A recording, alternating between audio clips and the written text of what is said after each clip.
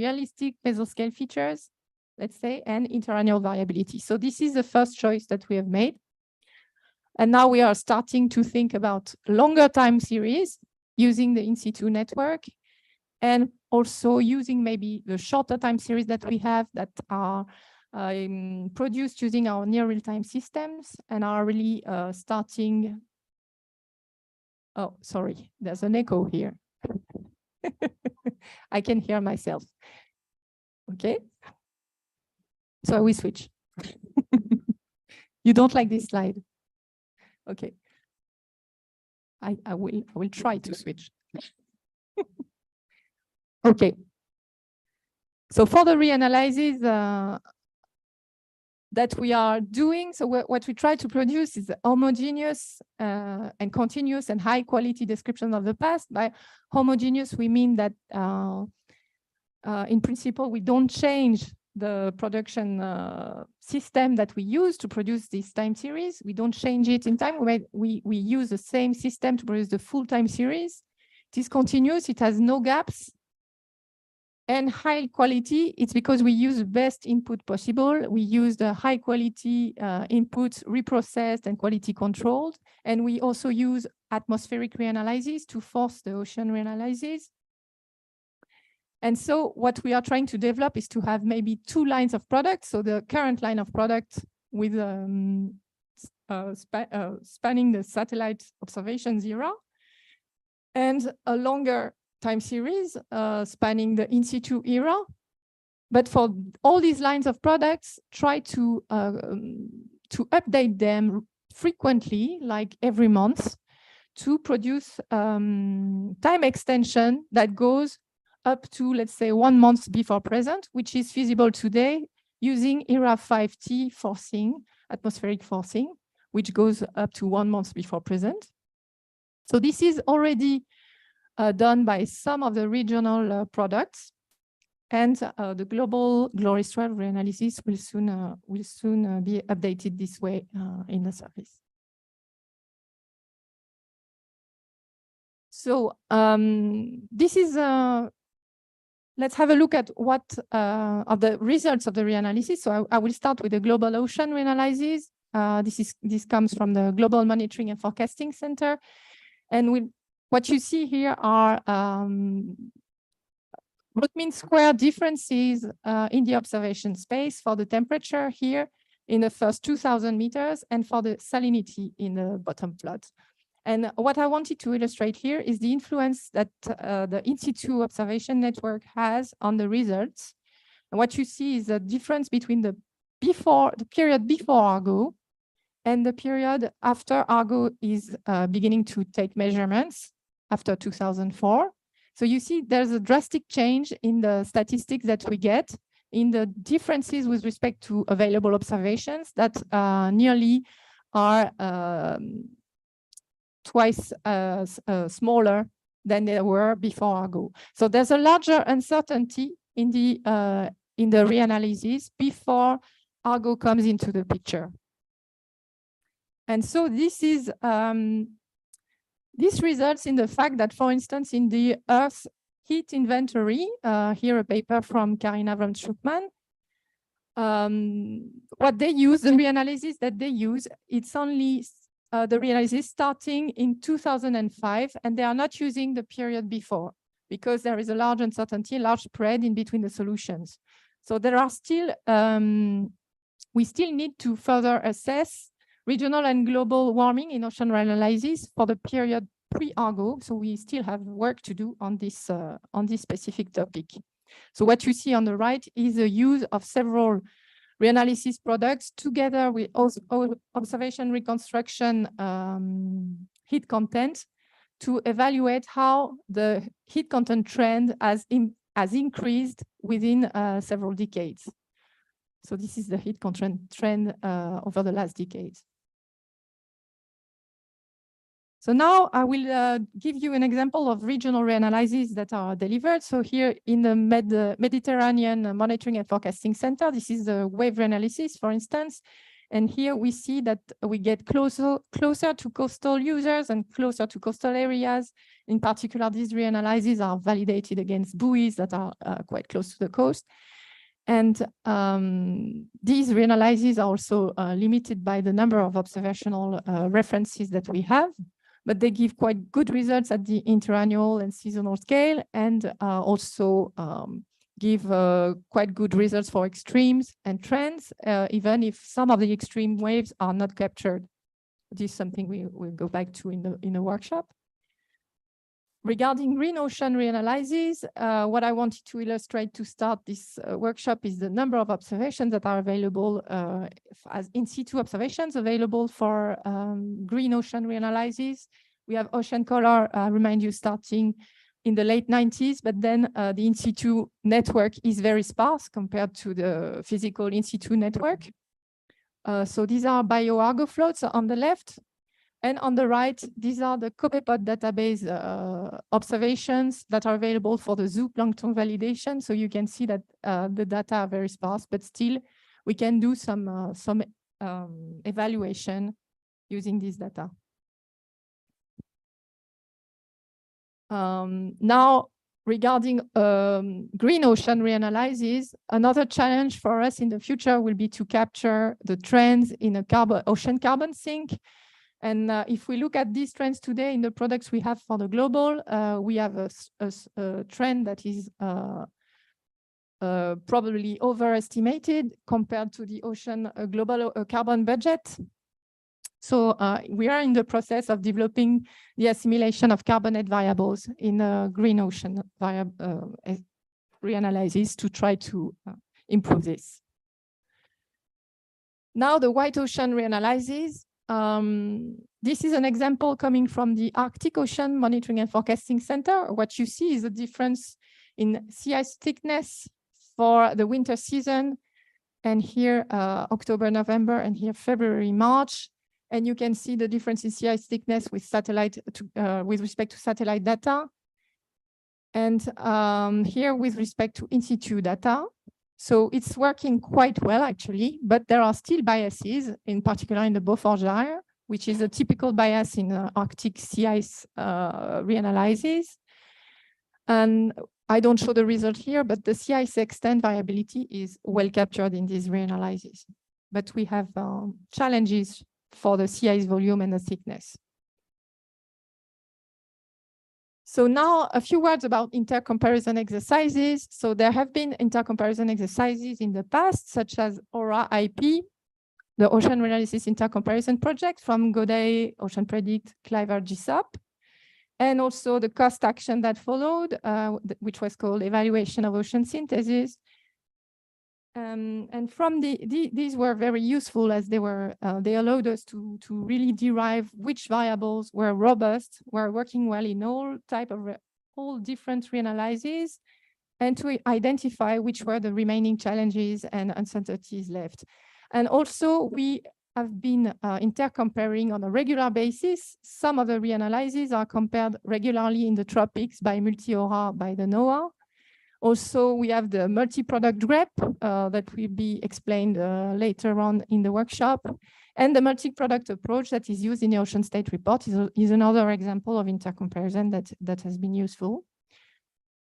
So this is an example from Andreas Torto's paper in 2017, the comparison in the sea level, global sea level and regional sea level, which shows a good consistency between the ocean reanalysis products.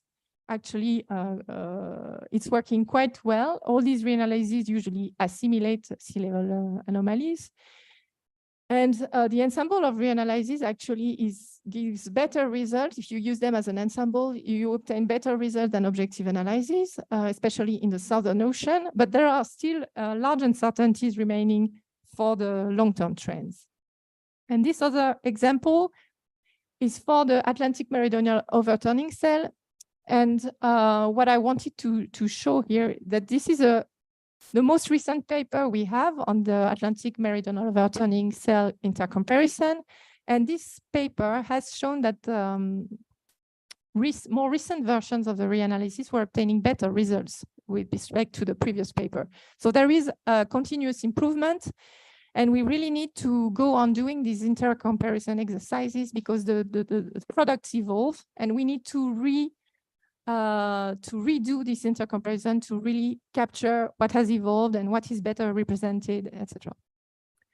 So no need to say that I advocate for a new intercomparison exercise that we will talk about later.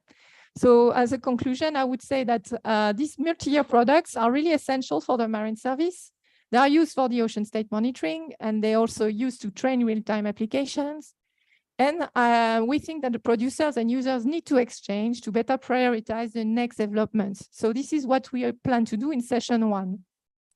The ocean reanalyses are also the only information we have for many areas of the oceans, and they extend in a way the reprocessed observations dataset that we have. So it's important to keep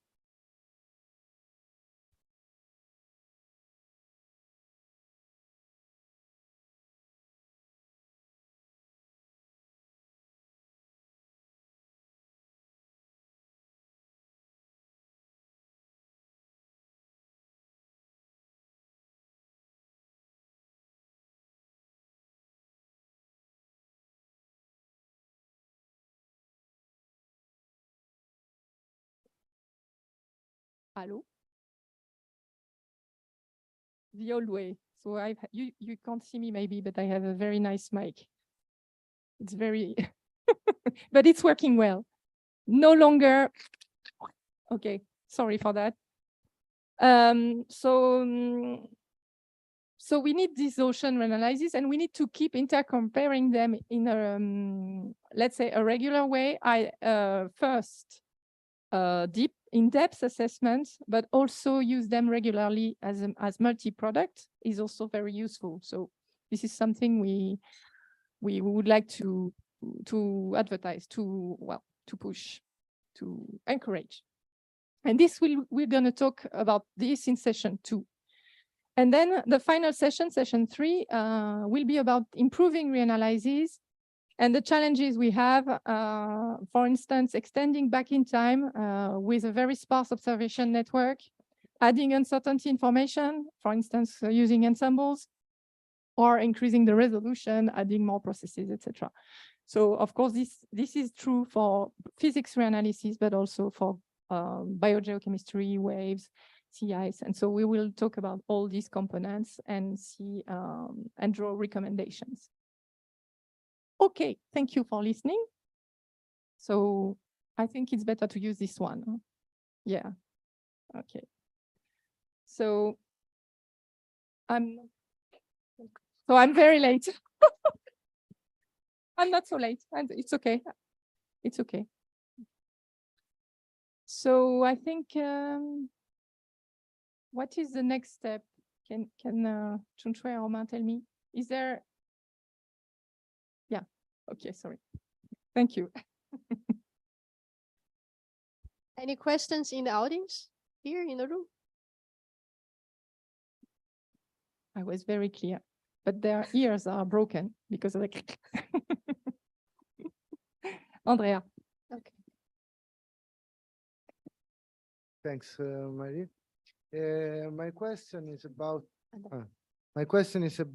the, you mentioned let's say the scheme to go a bit the different streams for real time and delay time. You mentioned the ERA 5 being produced in near real time, but many other observational data sets are delay time model. I think of altimetry first, but not only. So this will basically, you're planning to have this real time, but then go back after a while and use all the process data set. If you can say more details, would be useful. Thank you. Thank you. So yes, the strategy we have is that we update regularly, we extend regularly in time, so not to stay too far from real time and to allow for ocean monitoring activities or ocean reporting activities, and to also save time to prepare the next version. And typically the life cycle of a reanalysis would be maybe 3 years. So in a 3-year time, we have prepared a new product that we can disseminate, and then we start the previous one. We stop the previous one. And so, but as you said, we have many challenges to organize this. The feed, this operational chain is quite tricky to organize because we need some observations. So we take ERA 5T, we take the real-time feed of observations that are less quality control and not reprocessed. And there's also a jump in sea level, so of course. But we still think it's worth doing it, so to have a continuous time series. But what did I want to say? So we have this thing. And the other tricky thing we have is that we need to organize with the reprocessing that are done in the thematic assembly centers and that do not have really the same schedule. And this is something we need to talk with the data, with the space agencies that produce the reprocessed L2 and stuff like that. We need to talk with them to see how we can organize this production and this value chain so that we end up with something really meaningful for the users in the end.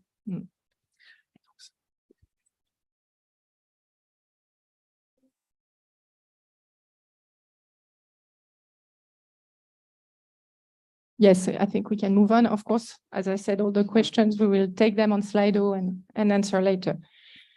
So, yes, so it's for Valentina now.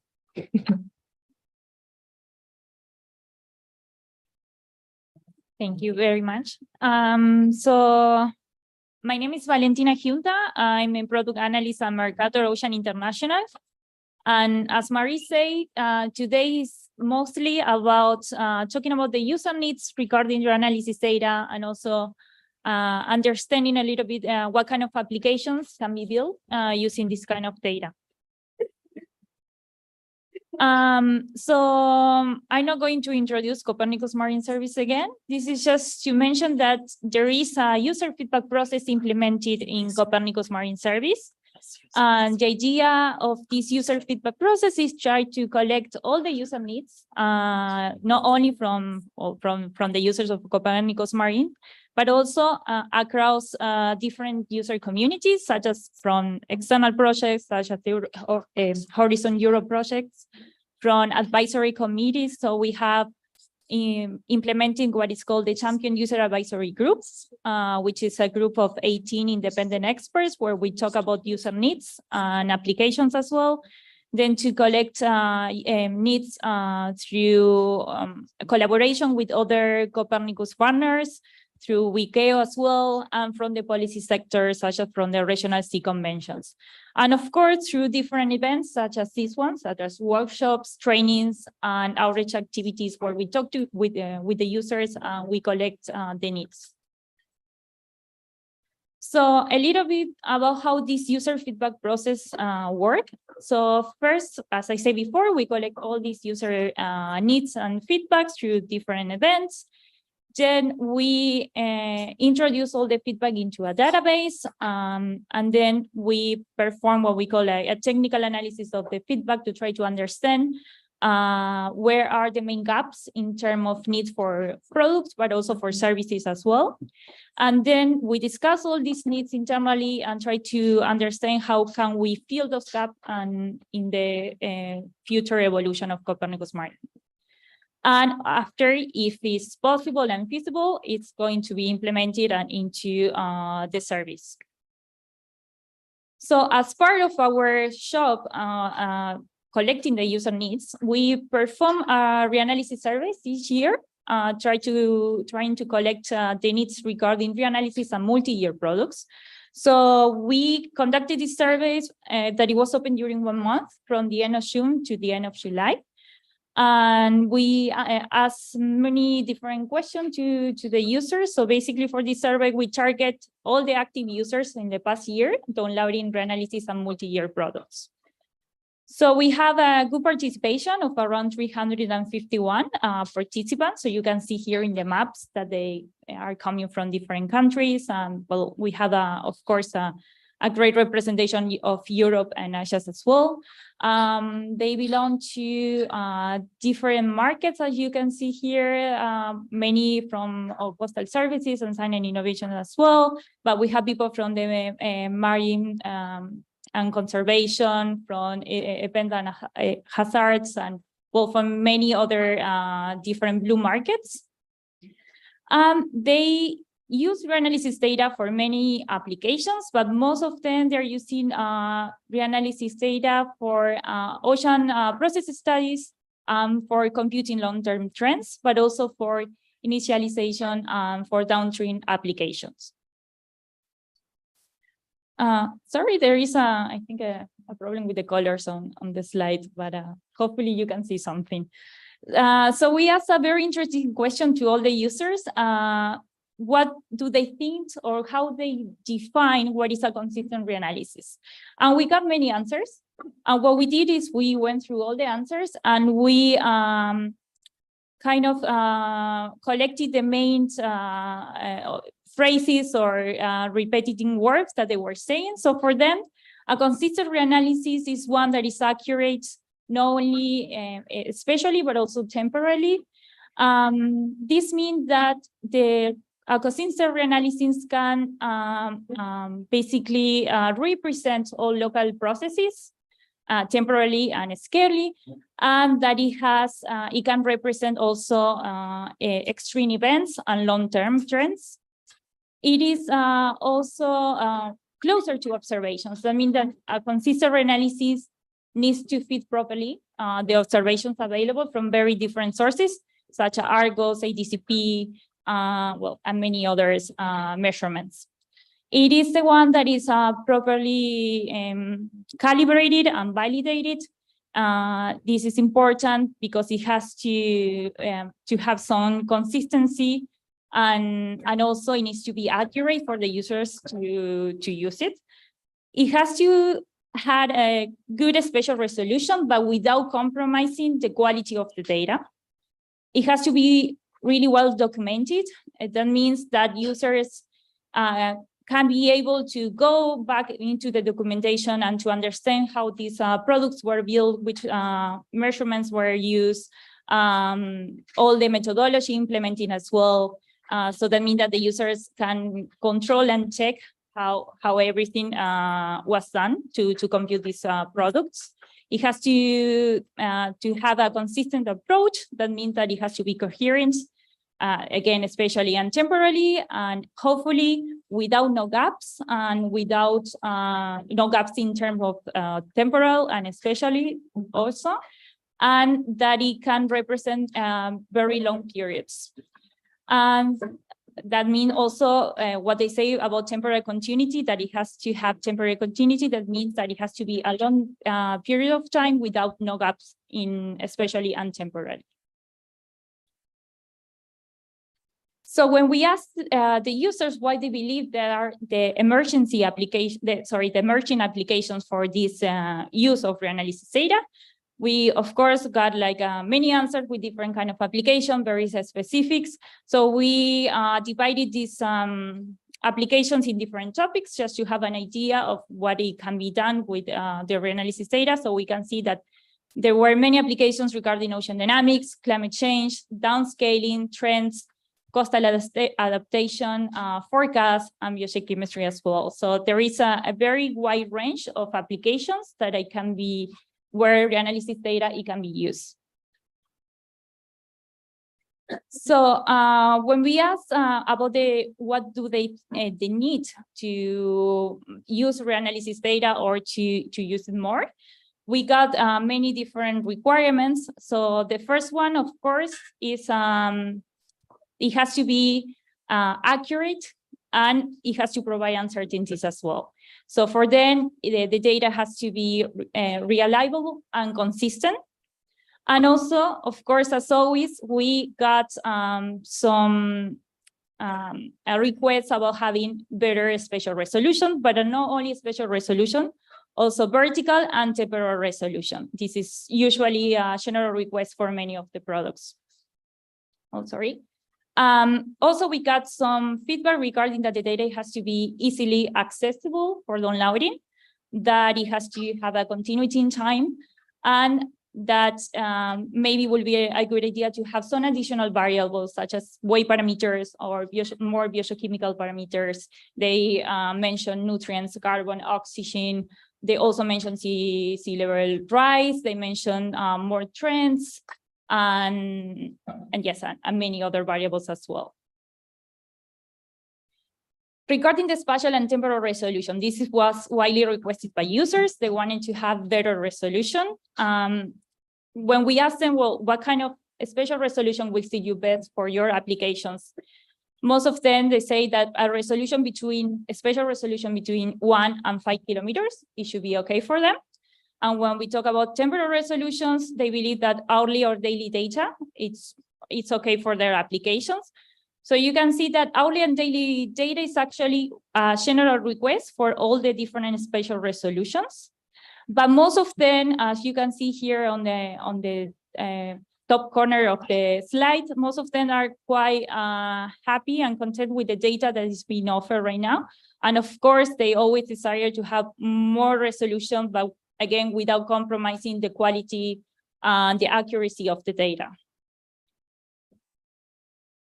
We also asked them what do they believe that the major improvements that it can be done for Reanalyses products. And this is okay. So again, spatial resolution, of course, is always something that it can be improved, as well as temporal resolution. But many of them, they think that it can be major improvement on simulations. This means to incorporate more observations and to improve the simulation schemes. And also it will be very valuable for the users to have a comparison of the multiple Reanalyses data. Like intercomparison is something that users will benefit a lot from. And this is just to basically to start a little bit of discussion today, to understand what the user needs, what it can be offered, and also to try to see what kind of applications are being built using this data to better serve the users in the future. So what is important, just like a takeaway message from this, is that the definitions of consistent reanalysis by the users usually aligns very well with the general consensus of what we think that is a consistent reanalysis. There is a consistent demand for increased spatial, temporal, and vertical resolutions. There are a significant amount of participants of this survey that they believe that there is not enough guidance or documentation explaining how to use the reanalysis data, the constraints, the limitations, the uncertainties, and accuracies as well. So maybe an enhanced documentation regarding data quality or to provide uncertainties will be a very valuable addition for the users of Copernicus Marine. So yeah, that's it for me. Thank you.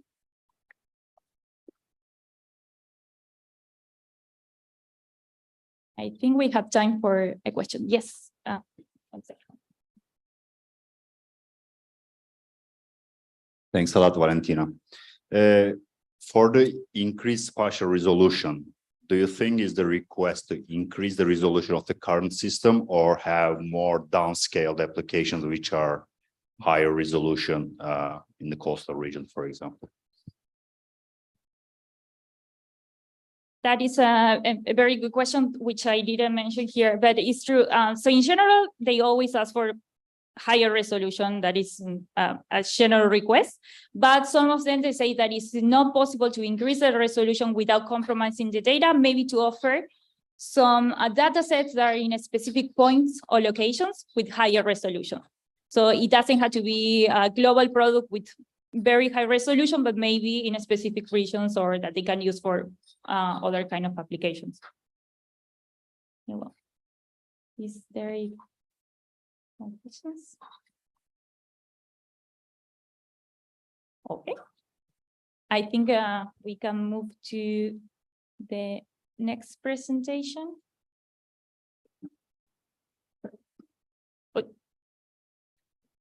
So by Thomas. Thank you.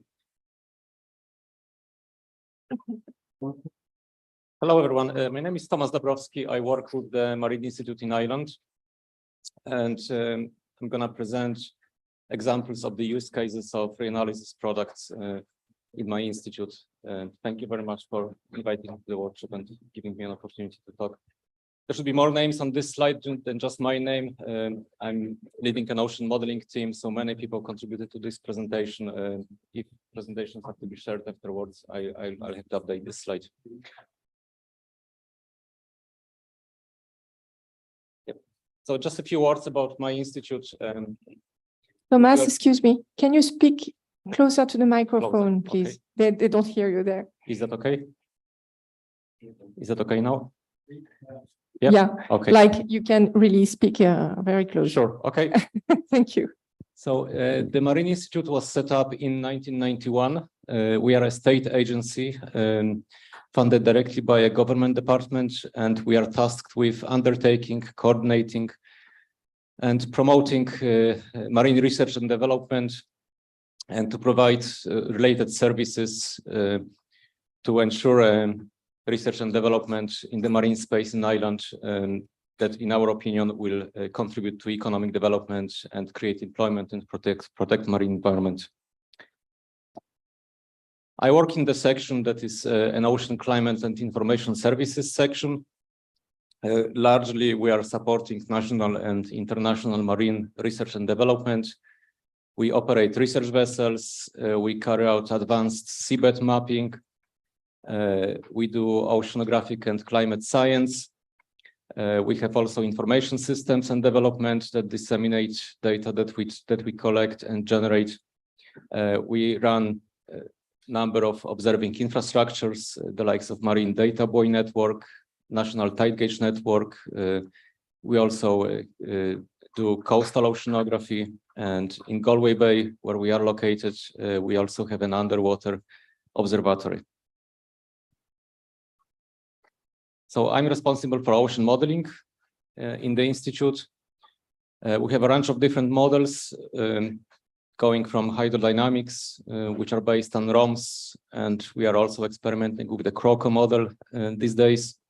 We have a wave model based on SWAN, a biogeochemical model, PICES or PISCES, if you like. We call it PICES, but I know many people call it PISCES. And we also have a range of other models, shellfish growth models, oil spill model, number of particle tracking models. These days, we mostly use an open drift model. Downstream services, there is a wide range of downstream services that we provide for the sectors of aquaculture, fisheries, oil pollution, storm surges. We support search and rescue activities as well. We provide services for leisure, for tourism sector, for leisure, like the likes of sailing. We also support policy, MSFD, WFD. We do research on marine litter dispersion, and we also support renewable energy. So now, providing a few concrete examples. Stop working.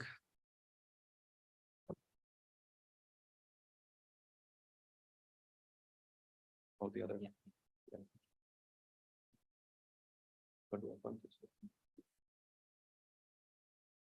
Okay, thank you. So we use Reanalyses products in climate modeling to force the hindcast component of climate models before the models are passed on to climate projections, climate historical analysis and climate projections. This is an example from a, I'm gonna go back to the previous slide. The first example is coming from the, no, that's fine, thanks. Cochrane project, which dealt with harmful algal blooms in a future climate. So in that project, there was a quite complex process. We involved main stakeholders from the very outset of the project. That was very important for developing the actual service. So the modeling component was just a small, it wasn't a small, it was one of the items in the process. But there was also a component dealing with in situ observations on harmful algal blooms. And then the stakeholders were contributing with their knowledge and experience, providing us feedback on possible impacts of what we observed and what we predict. So then both prediction from the models and data from observations were used to establish existing trends and relationships, and then the climate models were used to project what may happen in the future. So the model, we developed a specific model in this project for the southwest of Ireland. That model was of about 1 kilometer resolution. And as part of the work, a hindcast was required in order to prove the model, that the model has a sufficient skill before it's passed to climate simulations. So the hindcast model was forced with the EB multi-year product, the physics. So we took 3D velocity, 3D temperature, salinity, surface height from that model to produce a 20-year hindcast, 1997-2016.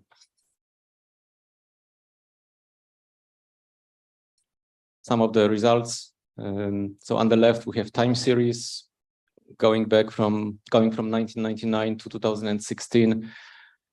RMSE is at the top. RMSE for temperature and RMSE for salinity at the bottom. In both cases, we've improved on the EB, which is what we expected and what we wanted, given the high resolution of our model and looking at the specific coastal environment. So in both cases, we reduced RMSE for both temperature and salinity. The TNS diagrams are on the right as well, from our own model and from the EB model. So although our own model predicted slightly colder waters next to the coast, fresher, and the fresher waters were colder. As you can see on the graph, the blue color compared to red one, which is the observations compared to the EB model, but the EB model didn't predict the fresh and cold waters at all. That's due to the resolution of the model, which is 1/12 of a degree, and it didn't quite capture the freshwater plume that we have in the southwest of Ireland. Wrong way again. So as I said, overall, an improvement was observed compared to the EB product, which was what we wanted. And then the southwest of Ireland model was passed on to the actual climate projections. And the first step was to compare historical climate simulation with the presented hindcasts in order to establish whether statistically significant differences existed or not. But I'm going to stop at that, and I'm going to move to the second use case, which is a sea-to-coast project funded under JPI Oceans, JPI Climate. JPI Oceans, JPI Climate, I should say. And it's about, the downscaling climate models onto the Celtic Sea with products and services, mostly for the fisheries and ecosystem assessment sectors or actors. So in this project, the model domain is as presented on the figure. And again, a hindcast run was a component of the development. And in this case, we are doing both physical and biogeochemical projections. So we ran the model, we set up this model as a physics and biogeochemical model. So it was forced with two products, the multi-year physics and multi-year biogeochemistry, both EB products. The methodology involved also bias correction of the EB forcing. So these products were used for initializing the model and for forcing it at the open boundaries. This is a work in progress, and currently the hindcast run is completed. The climate simulations are in progress. Some results for the phytoplankton. On the left, we have time series of diatoms, nanophytoplankton, and both combined into a chlorophyll. Both combined at the bottom figure, and they are compared to the satellite, one of the satellite products I can't actually say which satellite product it was, but one of the satellite products from the Copernicus service as well. And on the left, it's a climatology. So not looking very good. In this case, over the Celtic Sea, the comparison between the model that we have and the satellite signal. So this is a work in progress still. Another example of the use of reanalysis is to study marine heat waves. And we did this in the framework of a EuroSea project. Outside of the marine heat waves, we also looked at extreme pH events, or more at long-term trends in pH. And we also looked at dissolved oxygen, low dissolved oxygen events. So for the marine heat waves, we used the classical definition by Hobday et al. 2016. They are the events that are longer than 5 days, and they exceed the 90th percentile of temperature climatology for a given time period. And we did this study for the southwest of Ireland with a view to support the needs of the aquaculture sector. And we based this on the southwest of Ireland model, which was forced by the EB multi-year product. And we looked at the time period 1993 to 2016. So this is the final result. Without going into much detail, we found that marine heat waves are to become more frequent, longer in duration, and also more intense. By more intense, we mean the departure of the temperature from the 90th percentile is going to be greater. Sorry, not is going to be greater. Over the time period between 1993 and 2016, we've observed those trends. So more frequent marine heat waves, longer and more intense. And then we looked specifically for the aquaculture sector, we looked if there is a connection between the occurrence of marine heat waves and sea lice outbreaks at the farms. So we looked at the time period 1993 and 2016. We got data on sea lice outbreaks from one of the aquaculture operators that we worked with on this project. But we couldn't quite link the outbreaks of marine heat waves with sea lice outbreaks. And we couldn't also find too many trends in sea lice outbreaks as well to relate them to trends in marine heat waves. But in general, salmon farmers advised us that if the trends that we've observed continue, if the events are going to become more frequent and longer in duration and more intense as well, they are concerned because in general it exerts stress on fish, and outbreaks of different diseases, not only sea lice but other diseases may become an issue. We've also looked at deoxygenation events. To define what is a deoxygenation event, we use the same methodology as we used for marine heat waves. So 5 days duration, exceedance of 90th percentile. And we used the oxygen data from the EB multi-year BGC product. And again, there was no obvious link between the outbreaks of sea lice and deoxygenation events. But what we noticed that some of the deoxygenation events were linked with marine heat waves. But again, maybe the method that we adopted here wasn't really appropriate because although some of the events were defined using this methodology as deoxygenation events, the actual oxygen levels still remained quite high, and they were not of concern to salmon farmers. So maybe for the studies like this, we should look at the actual oxygen concentrations rather than trying to relate them to climatologies. And we also noticed that In some cases, the records were showing lower oxygen levels compared to what we saw in the EB product. And we think that's related to some of the phytoplankton blooms that may not be captured by the models used to generate multi-year product. For example, there are some Carina outbreaks that cause the oxygenation, and this particular species is not part of the Pisces model, so I suppose it's not fully picked up by the model when they occur. And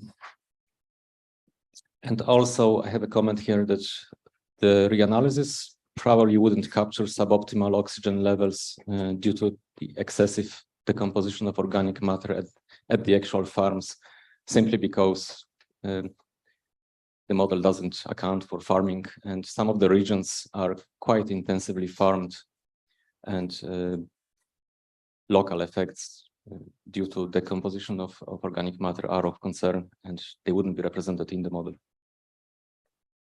We've looked at the pH as well. So we've looked at the seabed pH concentrations to the west of Ireland. So this is the area to the west of Ireland. Ireland is out of this picture to the east. This is the shelf edge here, Porcupine Bank. Again, for the pH data, we use the EB multi-year product. We've noticed that there are negative trends on the shelf in seabed pH, but there are positive trends in deep ocean. We found the positive trends quite surprising. Maybe it's some artifact in the model. And also based on the results from this, the actual coral reefs are right on the transition zone between negative and positive trends. The coral reefs are mainly located on the slopes, on the shelf slope. So we have a question mark here: how credible are the pH results from this particular product, given the results, negative trends on the shelf and positive trends in the deep ocean? But we've also looked at the small scale oyster farming in Tralee Bay. Again, this is the southwest of Ireland, the same product, the EB multi-year BGC product. Looking at 1993 to 2020, there is a clear downward negative trend in pH. And if this trend was to continue, by 2100, the pH there would be of approximately 7.94. And that becomes a concern to oyster farming. We also generate products for ICES assessments. So some of the questions we are asked were how temperature, chlorophyll, and primary productivity are trending. So again, we used, for ICES assessment, we didn't use regional solutions. We used the global solution, just in case the same analysis is to be carried out by other groups or by ICES themselves for other regions. So for consistency, we use the global reanalysis product to avoid situations whereby some of the regional models would be delivering different results in the overlapping regions and outside of the overlapping regions as well. So I just inserted those two figures. I think they are primary productivity figures, net primary productivity from the global multi-year product, and we are asked to block. This is a monthly. These are monthly averages, and we are asked to block them into five-year averages. So that's what we see on the graph on the left. NPP over a year, 5-year average, and on the right, I think it's a temperature. It is a temperature. Again, they were asking for 5-year blocks. And this is for one of the ICES regions around Ireland. I think it's 6A. We generated similar products for other boxes around Ireland. Also in Ireland, we have a number of so-called climate action regional offices. One of them, which we work closely with, is on the west of Ireland. And they were asking for specific information regarding the ocean. On the west coast, they selected specific stations, which you can probably see on the map in the top right corner. And they were asking for the likes of temperature and chlorophyll trends and patterns. So again, we used the global multi-year product, physics and biogeochemistry. And on the left, we have chlorophyll, time series, and trends as well. Going back to 1993, I suppose, or to 1990s in a way, all the way to 2020. But what we've noticed here, we looked at the satellite chlorophyll for the same location over the same time period. And whilst we have negative trend in the reanalysis, which is the dashed blue line, at the same time, we have a positive trend in satellite data.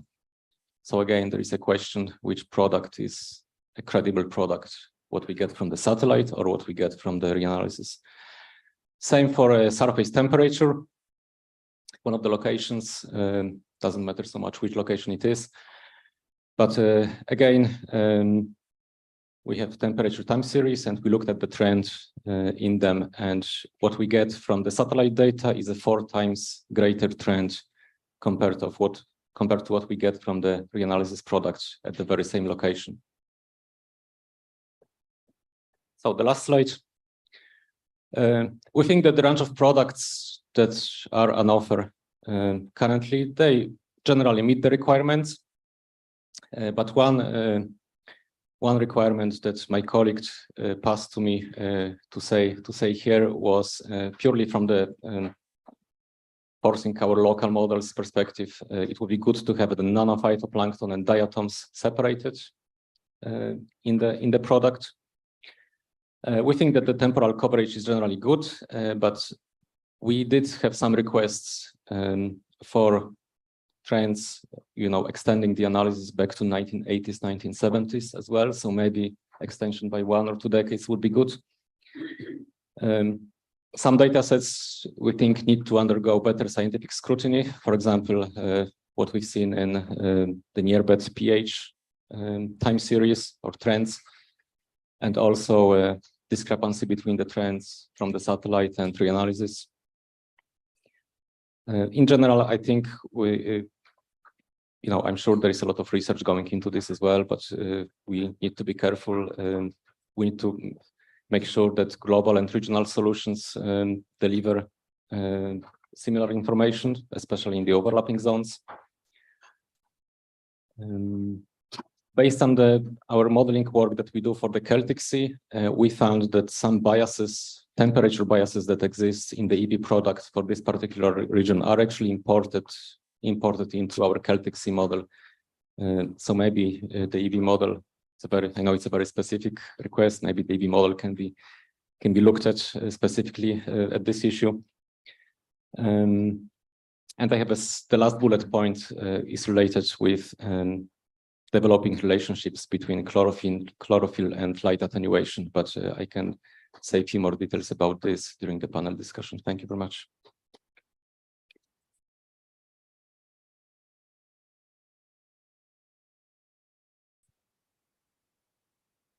Thank you, Thomas. I don't think that we have well, maybe we have time for one quick question if there is one in the room. Oh, there is one. Thank you. Can you hear me? Well, I'm not sure to understand your point. In fact, I'm here to represent the Ocean Color TAC. Okay, and it seems that you have used some PFT from the Ocean Color products, because I saw a comparison, a blue line and a dark line with diatoms, and I don't remember exactly. Are you using estimation of PFT from Ocean Color TAC? It's one of the Copernicus products. I don't Okay. have the details right now, but it was worked on by my colleague and I can dig it Okay. out. It wasn't one of the PFT, I think it was general chlorophyll. It wasn't a specific functional ju- type. It was general chlorophyll signal. Okay, just to mention that on this product, there is also an uncertainty estimate which is attached to this product. So I think it would make sense, but it will be part of the discussion, I guess, to, on top of this comparison, to put, well, to display also the uncertainty around the estimation from ocean color. Okay. So Yeah, just a sure, comment. yeah. Yeah, I suppose one thing is discrepancy between what we observe at a given space, location, and time, and the other thing is a trend. So in this particular instance, the climate action regional offices, they were asking for trends. How is chlorophyll trending? So I suppose when the two different products trend different ways, one is negative, one is positive, that's not good. Yeah, sure. Yeah. Just quick question from Slido related to the marine heat wave. What data did you use as climatology for reference? The same period you have done for the frequency or other data set? No, it was the same data set. The same data set over the same time period, yeah. Okay, thank you. Yeah, this is from Slido. Thank you very much, Thomas. Now we have a presentation by Tony Candela about it's a presentation about some applications for biology. Thank you. So, hi everyone, my name is Tony Candela and I'm talking to you today as an oceanographer, a marine ecosystem modeler, and a PhD student in Mercator Ocean International. And today I'm going to present how do we use Reanalyses product in order to understand the juvenile sea turtle behaviors and dispersals at sea. So during this presentation, I will start with a brief introduction to set out the main problematic on our rocks. And then I will present two of our applications in using Reanalyses and aiming to respond to this problematic, which are the modeling of juvenile sea turtle dispersal with our model STAM, and the analysis of real trajectories from satellite tracked sea turtles. And finally, I will end the presentation with showing our needs and suggestions for the futures. Nope. Okay.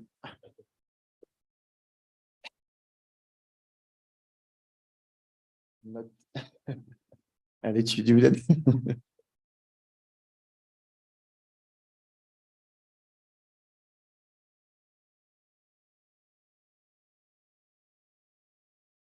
Thank you. So what you need to know about sea turtle is that on our planet, there are 7 species of sea turtle and 6 of them are at least considered as vulnerable against extinction. The last one is not considered as well only because it is data deficient. So we need to protect these species to avoid their extinction. To do so, we need to know where and when they occurs and at all their life stages. And thanks to the recent progress of satellite telemetry, we are able to capture adult sea turtle at sea or on their nesting beaches, to put tags on them and to track them in the ocean over varying periods of time. But for the juveniles, it's much more complex. Since they are as small and light as a few centimeters and a few grams, so we cannot put tags on them. And therefore, there is an important gap of information and observation at this life stage, which can last about 20 years and which is commonly named the lost years. So in this context, the first application is the modeling of juvenile sea turtle dispersal during the lost years. So to do so, we used our model STAM for sea turtle active movement model, forced by Global Ocean Reanalyses products. This model aims to simulate the juvenile sea turtle dispersal under the combined effect of ocean currents and habitat-driven swimming activity. So during this period of time, so from the nesting beaches and until the first reproductive migration, we assume that the juveniles only seek to survive, and thus their swimming activity is only triggered by the need to find food and suitable water temperature.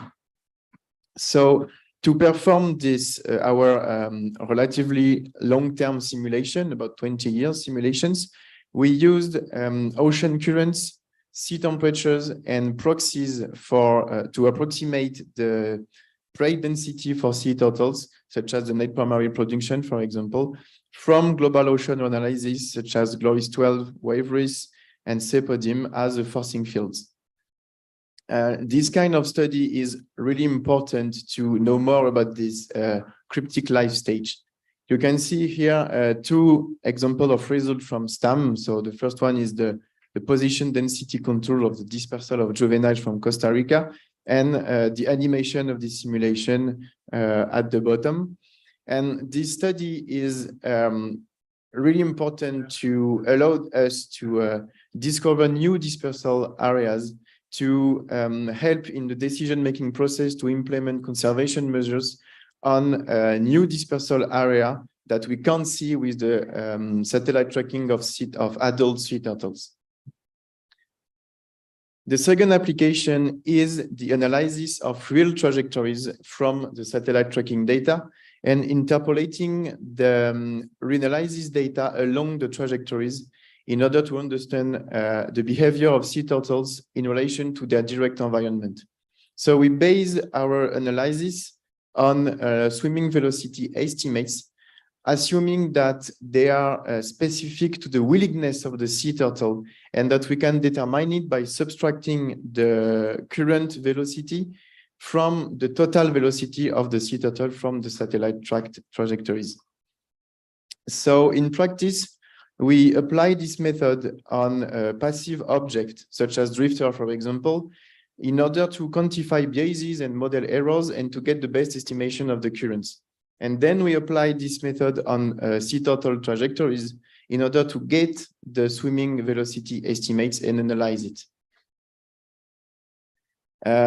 Thanks to this swimming velocities estimate, we can focus our investigation on the sea turtle willingness only and highlight some behavioral processes really interesting. So here you have two examples. So on figure A, you can see the seasonal migration processes. So with the willingness of sea turtles to swim north during summer to get more food and to swim south during winter to escape from cold waters.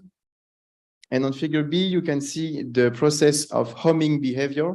So the homing behavior is the fact that a juvenile sea turtle will stop to forage and develop in foraging areas to go back to the nesting beach to reproduce. And here you can see on blue some random movement from juvenile sea turtles.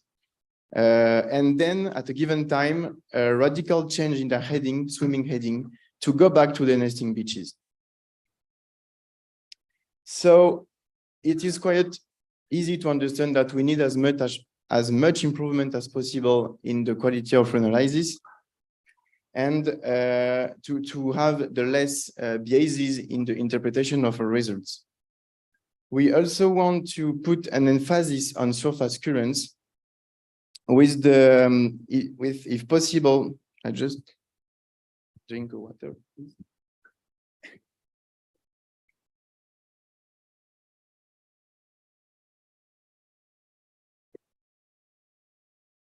Thank you. So yeah, put an emphasis of surface currents with, if possible, the production of a coupled analysis with surface currents and waves to better consider the stock drift. We made a few tests about that actually. So on figure A, B, and C, you can see maps of mean velocities from drifters on figure A, from GLORIS 12 on figure B, and from WaveRIS, so the stock drift from WaveRIS on figure C. On figure D, you can see the difference of swimming velocity between the drifters and GLORIS 12. On figure E, you can see the difference between the velocities from drifters and a combination of Gloris 12 and wave risk, so considering the stock drift. And on figure 8, you can see the same thing, but with a combination of Gloris 12 and only a fraction of the stock drift as it is calculated in wave risk. So you can see here that to consider the stock drift really improve the representation of ocean surface processes and really reduce the biases from Gloris 12 only. And on figure G, H, and I, you can see another example. On figure G, you can see the position density contours from trajectories of drifters dispersing from the Eastern Tropical Pacific Ocean.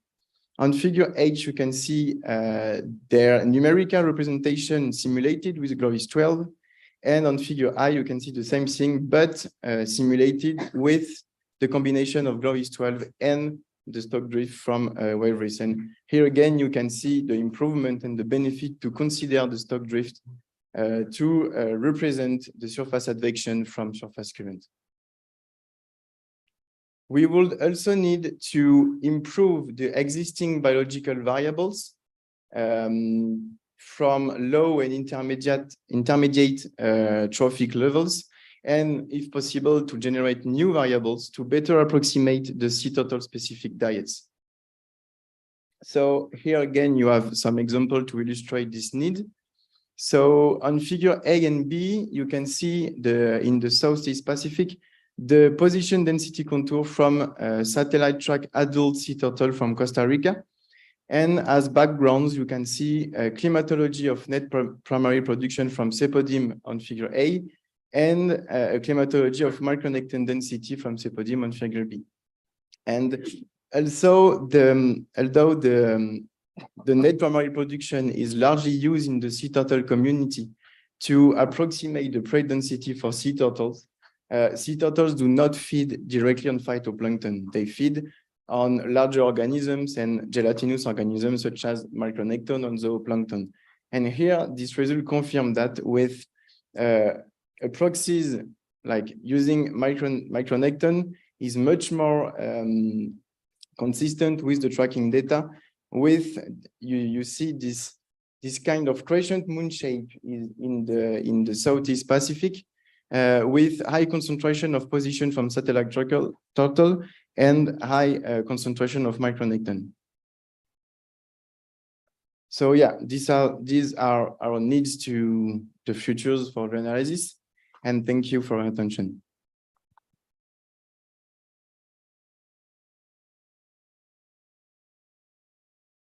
I think we have time for questions. Are there any questions in the room or the other room maybe? We have one question from Slido. Somebody's asking if there is some publications already on this work. Yeah, there are some publication on this work.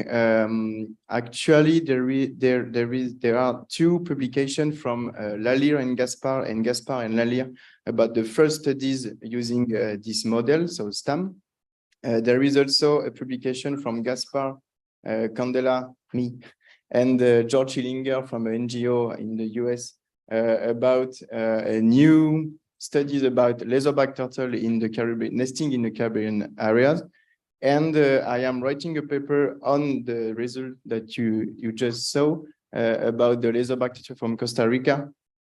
And there is another publication in preparation about analyzing the real trajectories with the Reanalyses data to investigate this kind of behavioral processes that I just showed.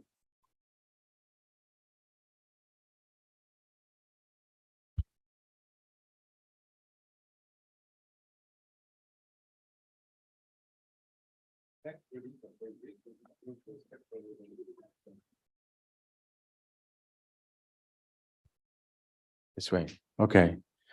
The next release of WaveRiz will improve the spectral resolution and directionality, and also the grid size of the model, which will be 10 kilometers. It will be good for you to. Yeah, I think so. But there is always this question about the quantity of the stock drift as it is calculated in WaveRiz that we can use to have the best estimation of the currents. as I just show in the presentation, the Reveries really improve the results, but it's better if we use only small part, some fraction of the Reveries of the stock drift from Reveries. So I think we will need some tests, and I will say.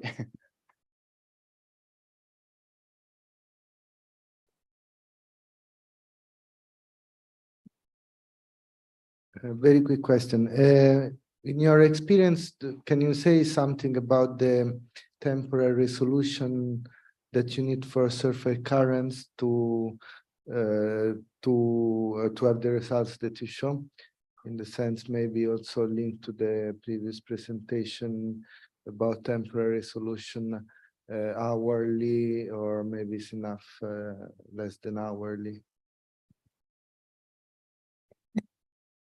So for the moment, our simulations last about 20 years. So we investigate the general dispersal pattern. So we only use daily means of surface current. But now we are investigating the fact that we have to use the stock drift.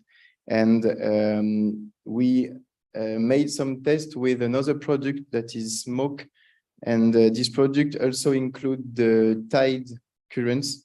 And we are making some tests about this kind of question to use maybe hourly resolution for our simulation. But there is always this question about the computational time and which benefit we will have in using the hourly data sets.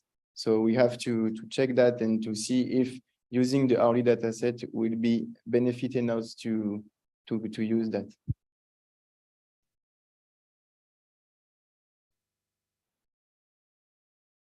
Okay, I think there are no more questions. We have two questions from Slido, but we'll keep in the discussion. Okay. So we encourage still participants to give questions on the slide. Yes, the link is in the chat for the people online, so they can access the link, the Slido through the link. Thank you, Tony. And now we move to coastal applications. So we have a presentation by Benjamin Barton.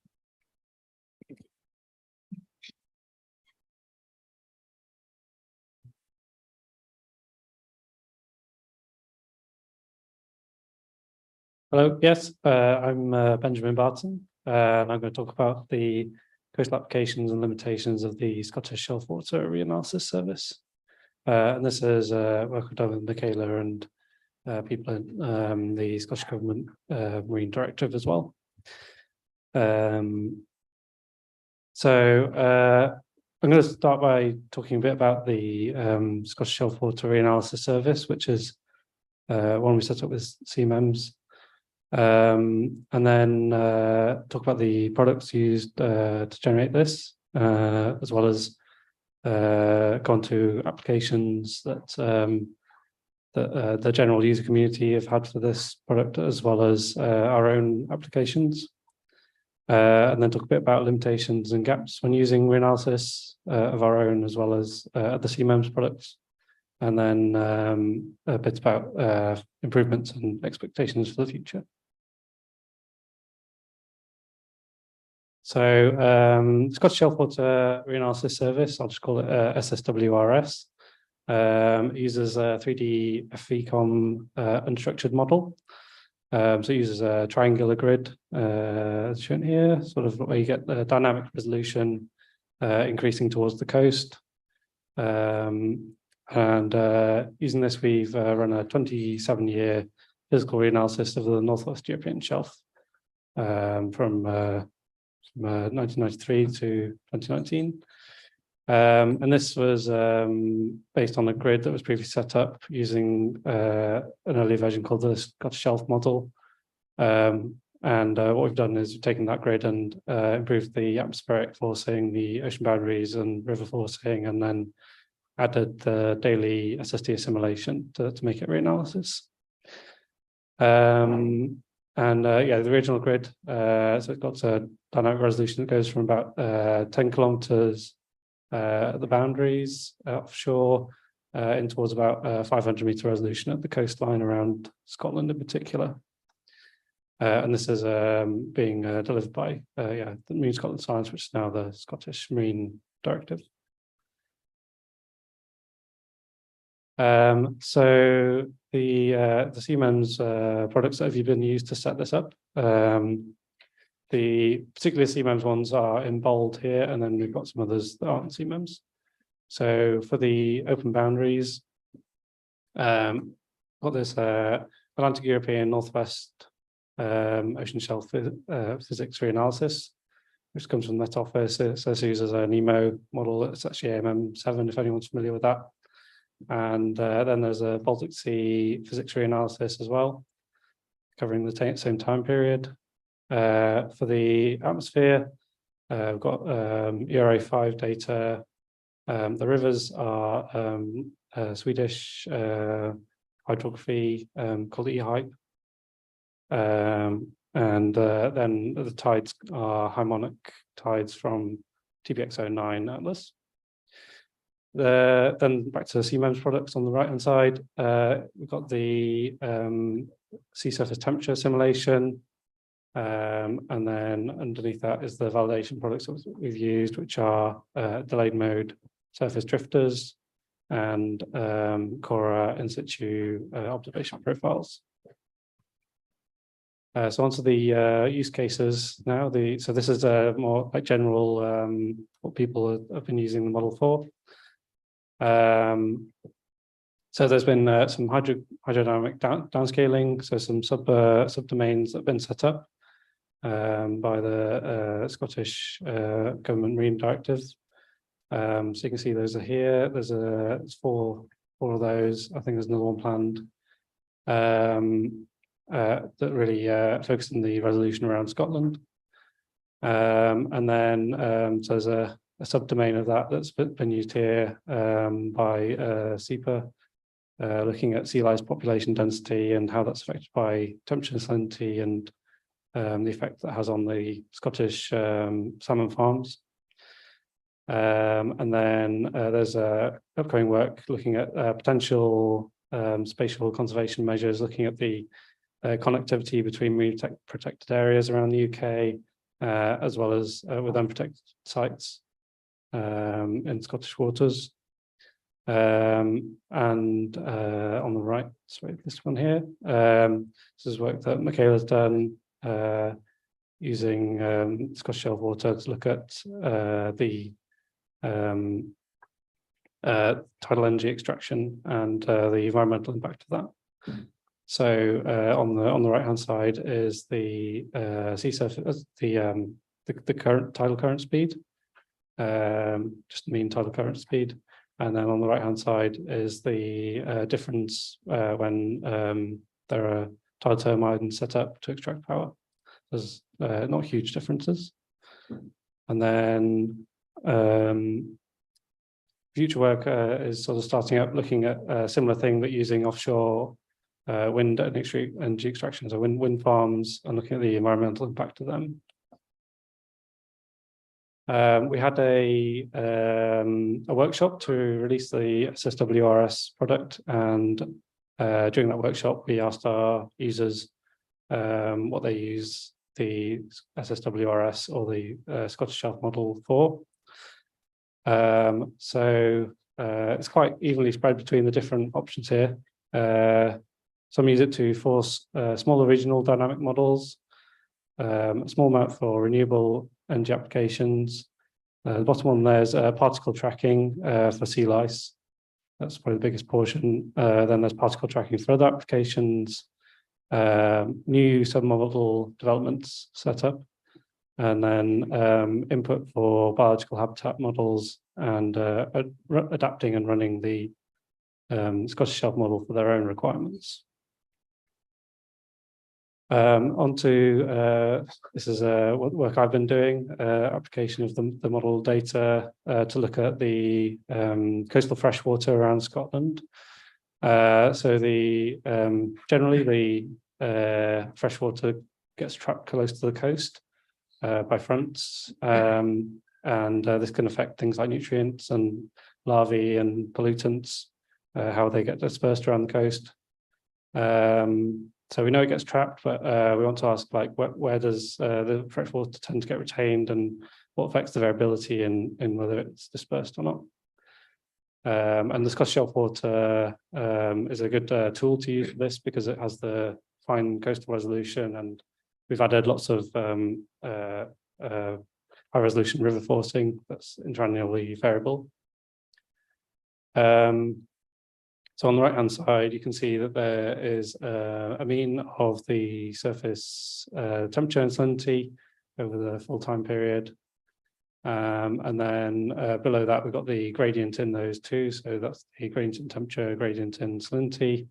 You can see that there is a persistent salinity front around Scotland. And in comparison to AMM7, which is we use to force the boundaries, we don't really find that front. It's a much coarser resolution around the coast.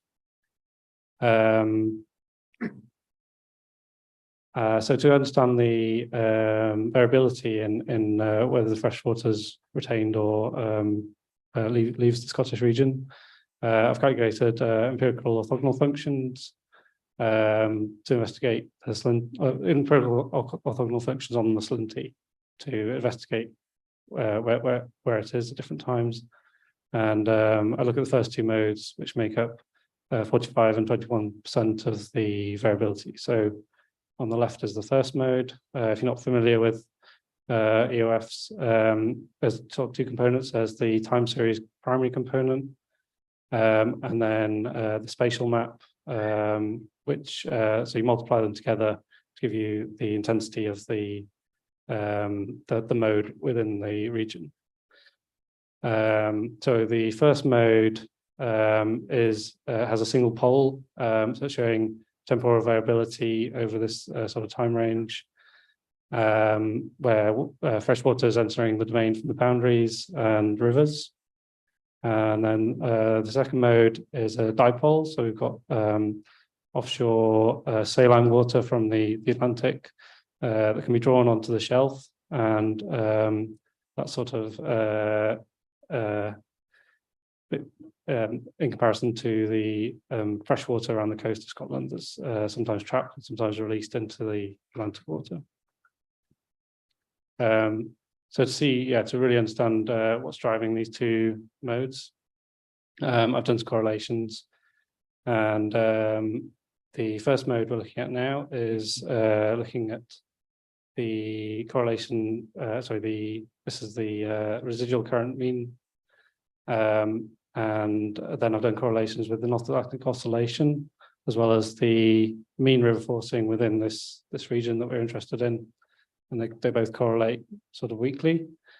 I've then deconstructed the mean residual current into an Ekman component, a salinity-driven component, a temperature-driven component, and a eustatic surface height with the steric height removed component. So what we see is that this is really a advective diffusion sort of process where freshwater is advected into the domain due to the jet in the front moving the freshwater from the southern boundary around Ireland and the Irish Sea, as well as the river flow, and that's also partly shown in the eustatic height, where there's a volume change from the rivers contributing to that, whereas the Ekman and the temperature is not really contributing here.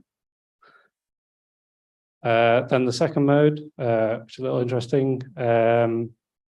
This has the dipole, as I mentioned before, and is primarily correlated with the rivers on the west side of Scotland.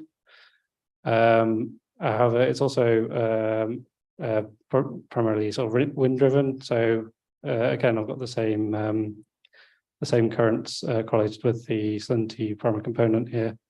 What we see is the Ekman is really dominating this. So this will be winds from the northwesterly winds, which is pushing water southwestward, and it's meaning that Scotland's acting as a sort of a wedge, I guess, and splitting the water so that on the east side, you've then got water piling up against Scotland, And you can see that in the static height where there's an increase in the currents on the east side. Whereas on the west side, it's driving water away from the coast, which tends to reduce the eustatic currents, reducing the flow on the west side. And that's what's giving us a pileup of fresh water on the west side of Scotland. And to balance that then, because you've got more inflow on the east, it's drawing in more saline Atlantic water. This is work that's under review at the moment. Final application, just more of like a quick advert for my poster later. So I've been looking at particle tracking using the output of the Scottish shelf water model in combination with PyLag to do particle tracking of the larvae between offshore wind and offshore oil rigs.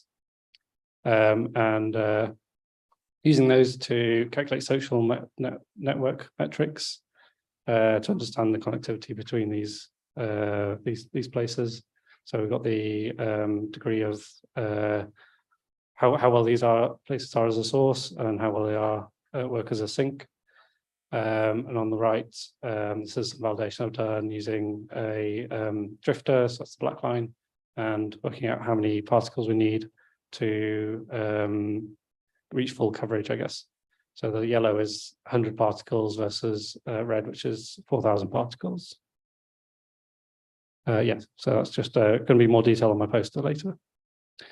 And then onto the gaps and limitations of using the reanalysis.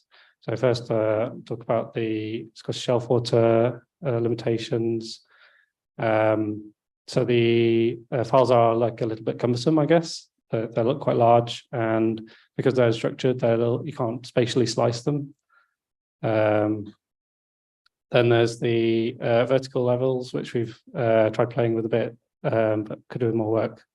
So the deep parts of the domain, we have 20 vertical levels, and so we tried generalized vertical levels, which can have some issues as well. And at the moment, we only run the model up till 2019, so it'd be good to bring it up to the future. And then limitations on the CMEM services that we've used to set up the model. It would be, I guess, useful to have river forcing data from CMEMs rather than, I guess we went to the Swedish institute for that.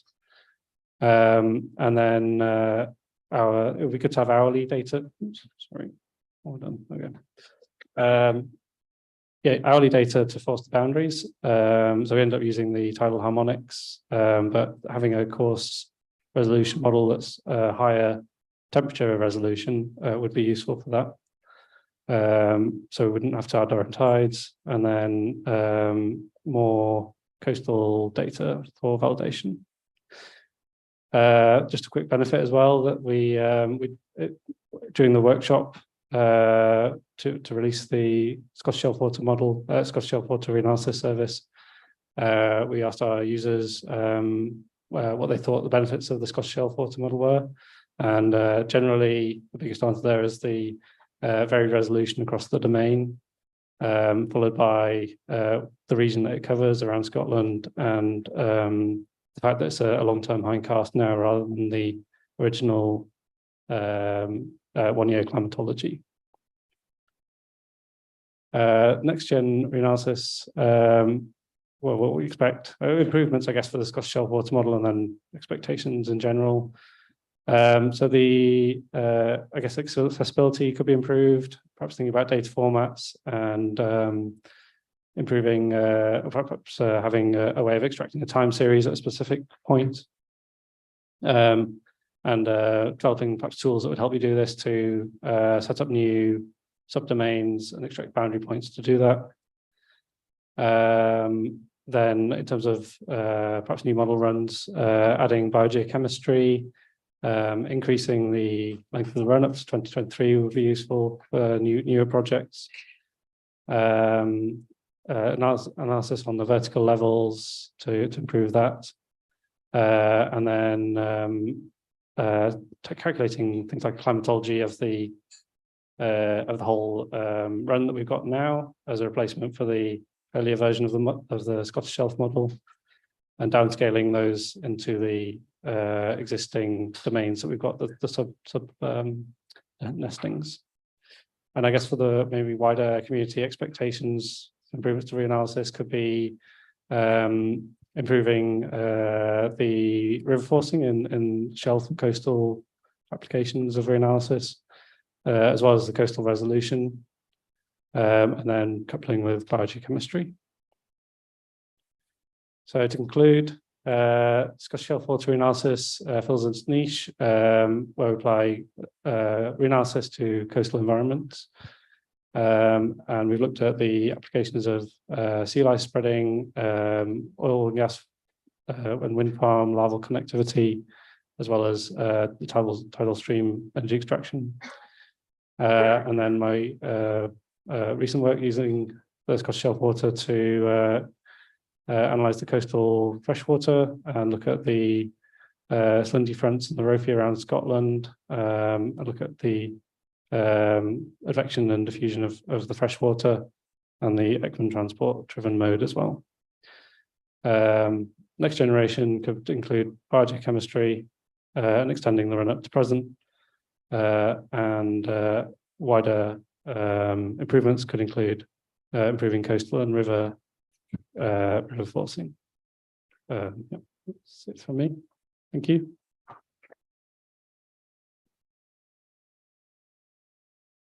I think we have time for some questions. Be on the other side. No. Slide. I have a question. So this basically this downscaling that you make, these model outputs are also available for, I saw like in one of the slides that you put, they are available through the Scottish service or something like that.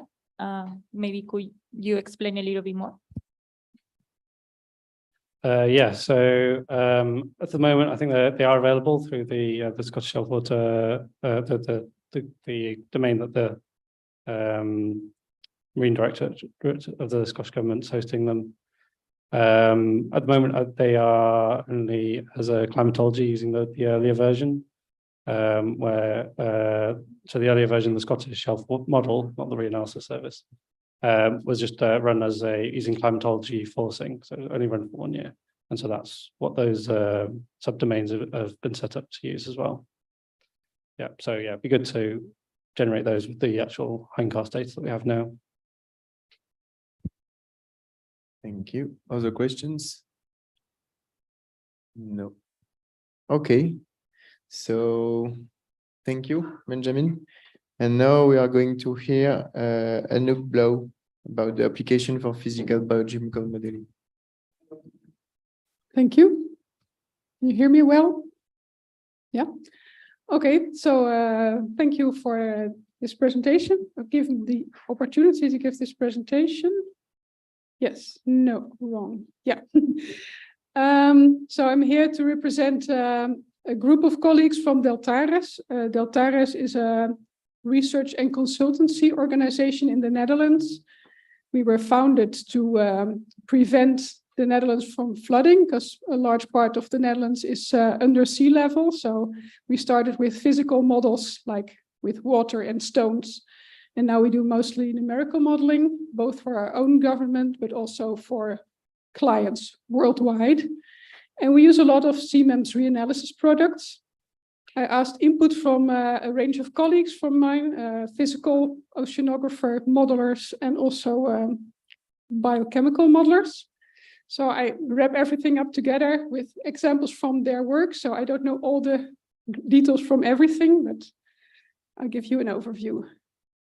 So I give some applications in physical modeling with some how we apply them, and also come back with recommendations in the end. So what we experience when using these products. So first, the most often we use CMEMS products to estimate the boundary conditions for regional models, so for downscaling. But there's also other applications, such as to add missing variables and processes that are not in our model to complement our own model. We use CMEM current information as a basis for particle tracking modeling. And also when we develop a model in a new area, we first use the CMEMS output as a cross-validation for this new model to see if we are getting close. So some examples on boundary conditions. So we use mostly these two global products. And as I said, we have clients in the whole world. So one of the models that I'm personally most involved with is the Northwest Shelf model that you see the area on the screen. But also we did in the Gulf of Maine, in Hong Kong, Mozambique, South China Sea, Durban Coast, South Africa, Arabian Gulf, and many more. The parameters that are mostly used for these physical models are salinity, temperature, and velocity over all depth levels at the daily time scale, and water levels at the highest temporal resolution available, so either daily or hourly. And my colleagues said that they are in general happy with the quality, and that they're also particularly happy that in some products the tide and pressure effects are not included, so we can nicely combine them and not get overlaps. So one important modeling application that we have developed in Deltares is the global tide and surge model. You see a zoom in for Southeast Asia there. So you see it's high resolution near the coast and broader resolution offshore. It takes input for temperature, salinity, currents, and in some areas also sea ice. And it is used for making 10-day forecasts, so near real time, reanalyses, and also climate projections. So it's quite intensively used model. Yeah, as I said, it's convenient that pressure effects are not included in GLORIS, and GLORIS is the product that is used as input for this global tide and surge model. This is a 2D model, by the way, this one. And they experienced that for most products, they're happy with the quality, but for sea ice, they still need some improvement, they said. One other nice example is that Deltares joined the Forecasting Floats in Turbulence Challenge. So there a series of floats were released in the ocean in reality and tracked. And then 36 participants tried to project the trajectories of these floats. And Deltares used a combination of products. So the NOAA Global Meteorological Forecast. Not sure if you can see this. And the CMEMS product for surface ocean currents. And then our own global tide and surge model. Added them all together, added particle tracking to that. And then in the Delft Fuse software, that is our, say, organization of data flows softwares. It's a flood early warning system. It was originally developed. So you have this cockpit like screen with all the information. So all these informations were gathered in Fuse. And in the end, Deltares ranked second out of the 31. So looked like these products were good. Another interesting one, I think, is we supported the Dutch sailing team for the Volvo Ocean Race. So we provided information both from the CMEMS ocean currents together with the global tide and surge model, and they use that for navigation. Is this a pointer, by the way? This one? This one. So they had the screens in the boats to get all this information and use that for finding the best sailing trajectory. And the interesting thing for us is that the sailing boats also collect physical observations during the sailing that we can use to validate these models. So that's an interesting collaboration.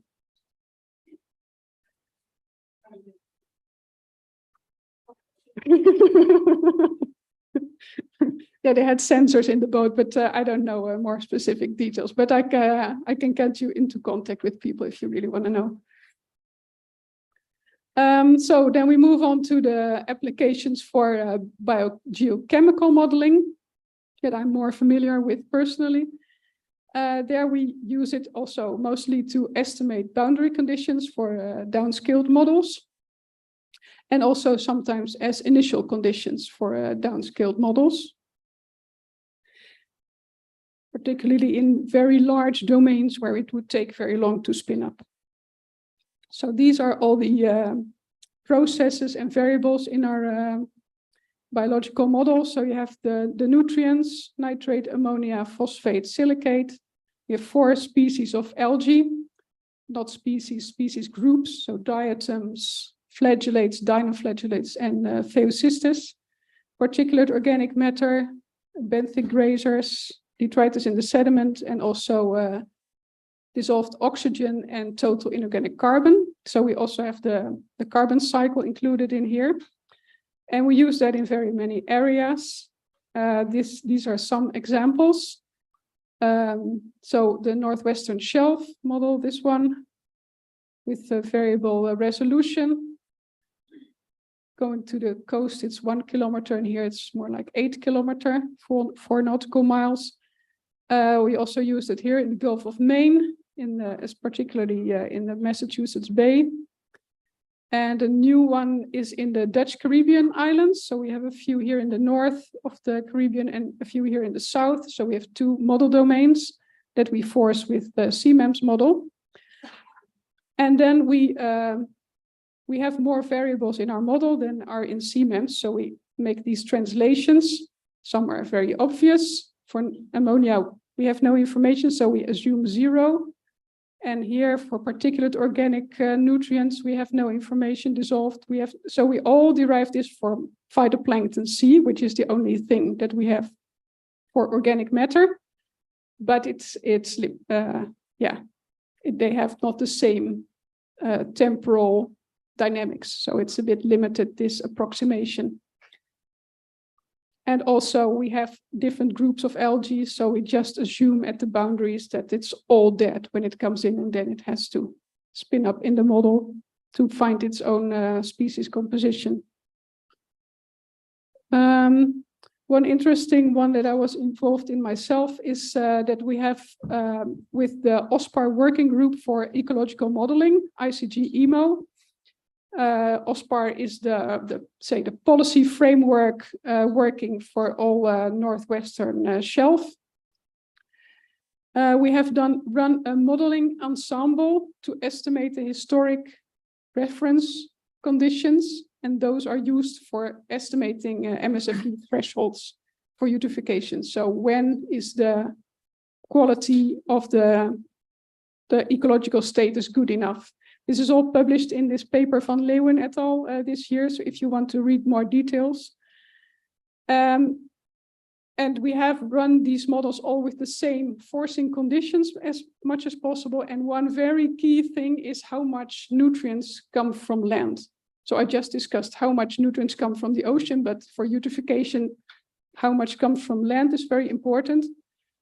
There's 2 databases available. One is the ICG-EMO database, so that we developed as a group ourselves to get fine resolution information on river loads.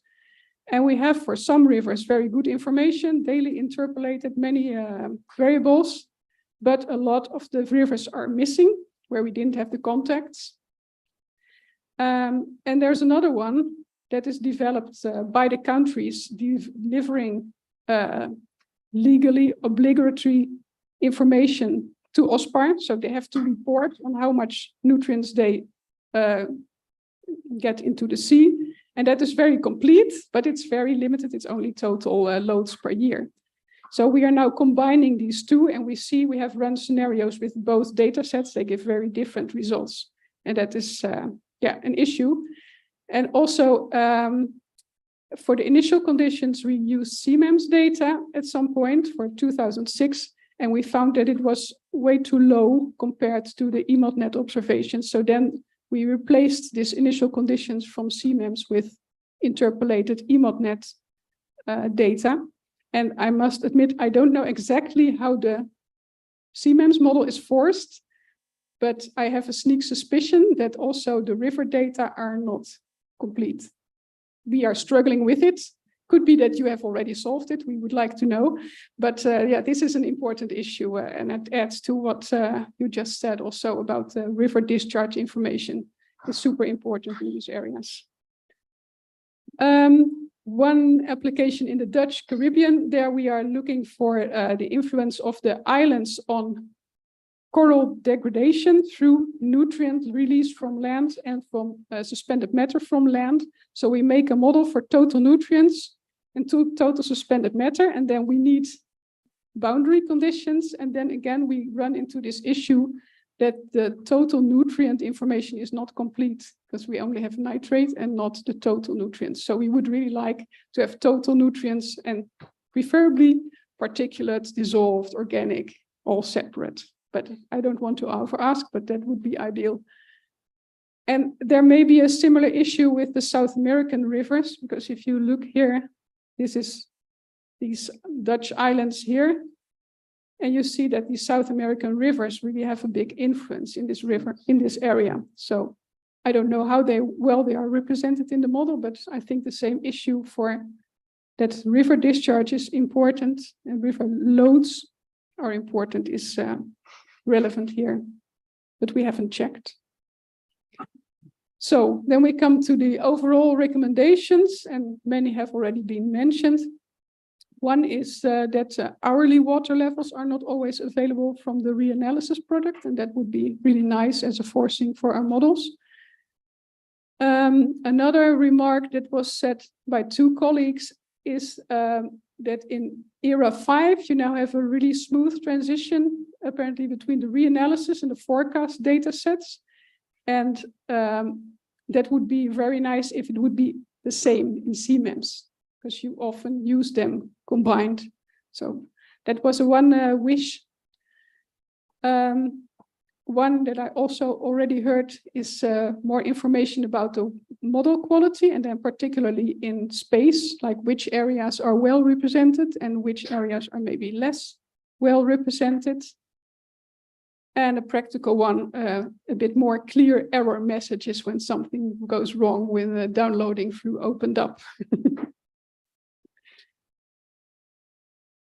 And from the biogeochemical side, I mentioned it already. We would really like to have more complete information on the total nutrient loads, both from rivers and from the boundaries. And maybe also for suspended matter, although we can maybe also get that from satellite data, but there we also lack it in the Caribbean. So it could be either way or both, but it is a user need from our side. And an important one is the information on land-based nutrient inputs. So we would like to have the information, and it's also important to have that as good as possible in the models.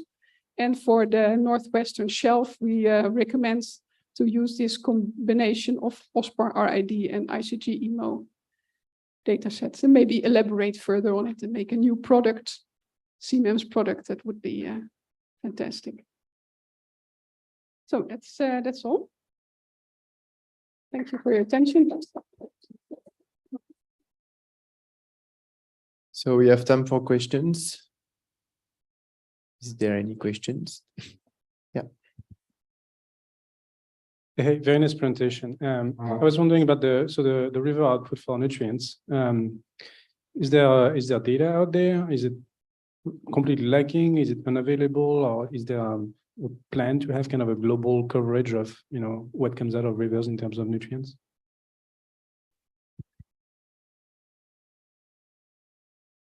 I'm not totally aware of what is globally going on.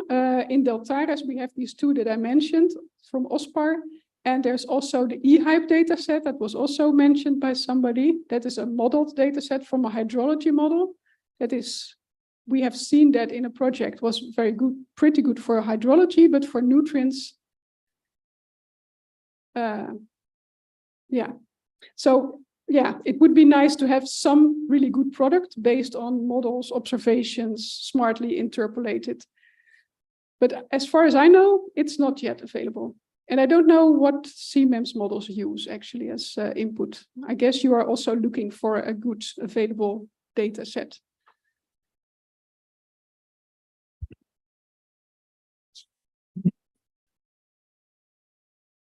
Yes, perhaps on that point. So actually, Marie mentioned that we will have a talk on day 3 on what is currently done with the GRC in Europe. So in Europe, we have a European European flood awareness system called EFAS. So they provide river discharge, but for now it's for emergency and it's focused on the physics. And there will be a presentation by Stefania Grimaldi on day 3 on that. And we are moving forward, trying to do some R&D to also include somehow nutrients in those systems so that we could get nutrients for Europe in EFAS. And otherwise regarding, so it's really research mode on us, so project, European project research. And for the MFCs, just briefly, only, if I'm not mistaken, only the Baltic Sea are using nutrients because they are using eHype in their river discharges. Otherwise, they use mostly climatologies. Yeah, and on top of modeled river loads, I would recommend also making a database with observations just for the validation of the models and as also as information itself. So I don't know if that is going on. I've heard that there are some EMODnet efforts to make a database of discharges, but not yet for the nutrient concentrations. So that would also be part of that. Thank you. Is there any other questions?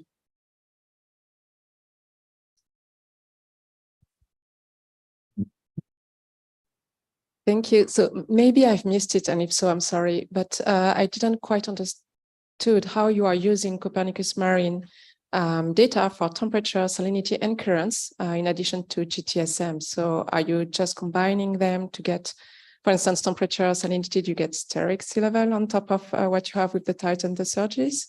And for the currents, you are directly using the currents to get in both forecast and reanalysis? Yeah, now I must admit it is not my work, so I don't know the details.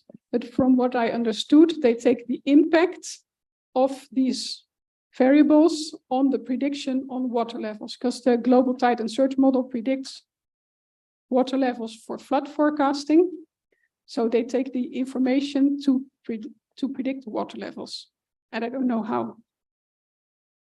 But Martin Verlaan, maybe you know him, he is the man behind it and he knows all.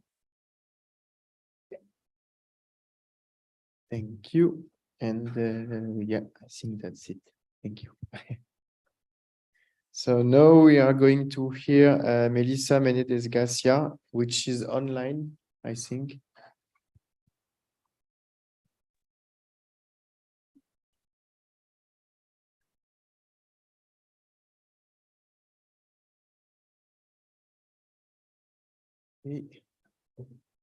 No.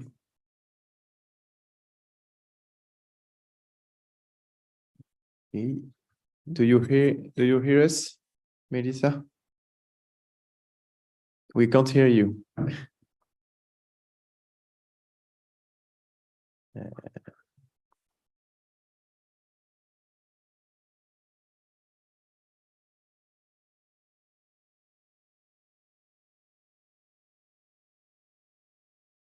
1 second.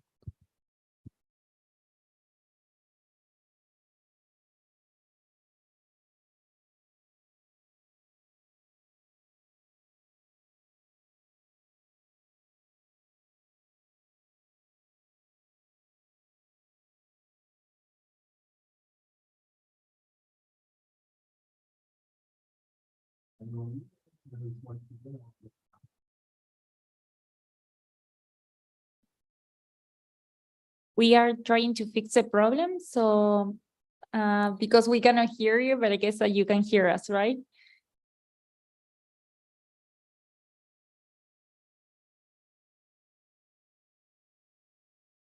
Just 1 minute.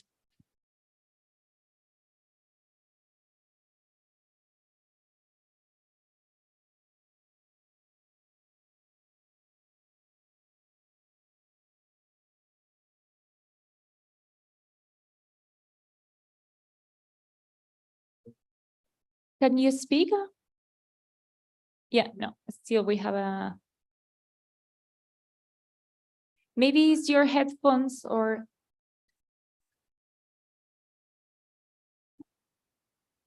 No, I think it's that the problem is us.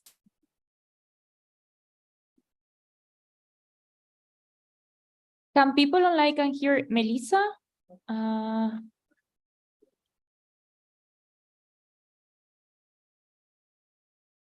Oh, actually, we have the round table after. No, so I guess that is, sorry, Melissa, I think it's your mic that is not working. So maybe you remove your headphones or.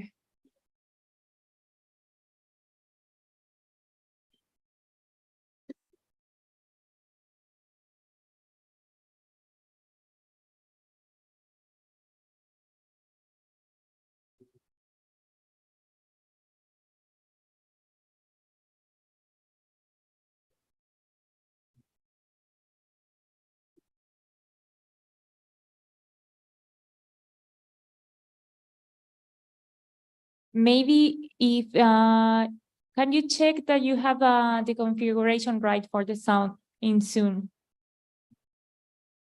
In the audio part.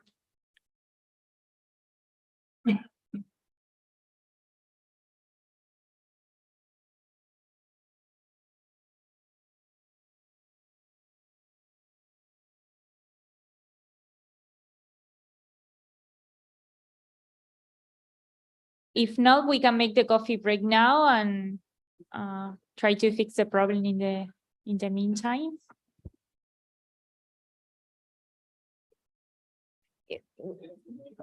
Yeah, we have the round table after. Okay. Yeah, Ronan or Julien, do you hear me? If you can try your microphone to check if it is okay from your side. I can hear. Yeah, so I guess the problem is from Melissa's side. So if Melissa, you can unplug your. Can you hear me now? Hello? Perfect, yes. Okay, I'm sorry. Here, no worries. I think there was some problem in my Yes. in the microphone. Now you can share your screen. Okay, I'm sorry for that. Okay. No worries.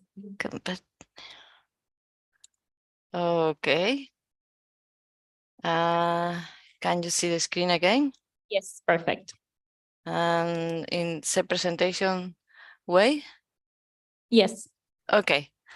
So let's go. Yeah. Bonsoir, everybody. Good afternoon. This is Melissa Menendez from the Environmental Hydraulic Institute, IH Cantabria. It belongs to University of Cantabria in Santander, Spain. My talk is going to focus on, I will say, historical wave reconstructions, because you will see there are not many wave reanalysis products. Most of them are hindcast. So I try to briefly comment about all these topics so quick. First, some kind of introduction to the wave climate variable, mention the available wave data sets, uses and applications of the dataset products, how the hindcast reanalysis products are developed, what kind of melders we use, validation and correction of the wave reanalysis and hindcast. And then I'll mention the increase of the wave parameters and variables we are reaching in the new reanalysis and hindcast. Some very basic description about the wave climate, wave delay scaling. So briefly, I'm going to talk only about wind-generated waves over the sea ocean surface. They mean all the waves you can see with a period of about 5 to 20 seconds, and they are only generated by the wind blowing over the sea surface. And they are also called gravity waves because the water elevation due to these wind-generated waves tend to the equilibrium only due to the action of gravity. If you can see my mouse, you will see also in the figure that the higher amount of energy of any waves over the ocean, adding just think on tidal waves, etc., is much more higher for this kind of waves, wind-generated waves. So indeed, I'm not going to mention about all these topics, but waves are very complicated because if you look at the ocean, you will not see always a similar wave height, period, and direction. So waves is the result of wave superposition, and this is because most of the data sets you can get from a web reanalysis and a web hindcast products are hourly data, because we integrate all the information of these waves in what we call an hourly sea state. It means in 1 hour, because the superposition and the complexity of these waves, we are going to get some kind of parameters. And these parameters are mainly web height, period, and direction. And then we can get hourly time series from the hindcast and products, and as long as possible, of course. So what we would like from this wave reanalysis data and wave hindcast data, we would like to have enough quality, of course, not only in mean wave conditions, but also for the extreme wave storms. We would like to get long time series, more than 2 decades is the best.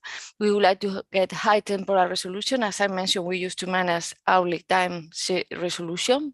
We would like to get enough spatial resolution and good distribution from global, regional, local, etc. We would like these data sets to be homogeneous, continuous. We would like to get not only one grid point, we would like to get spatial information because waves change a lot, and especially when we go near shore.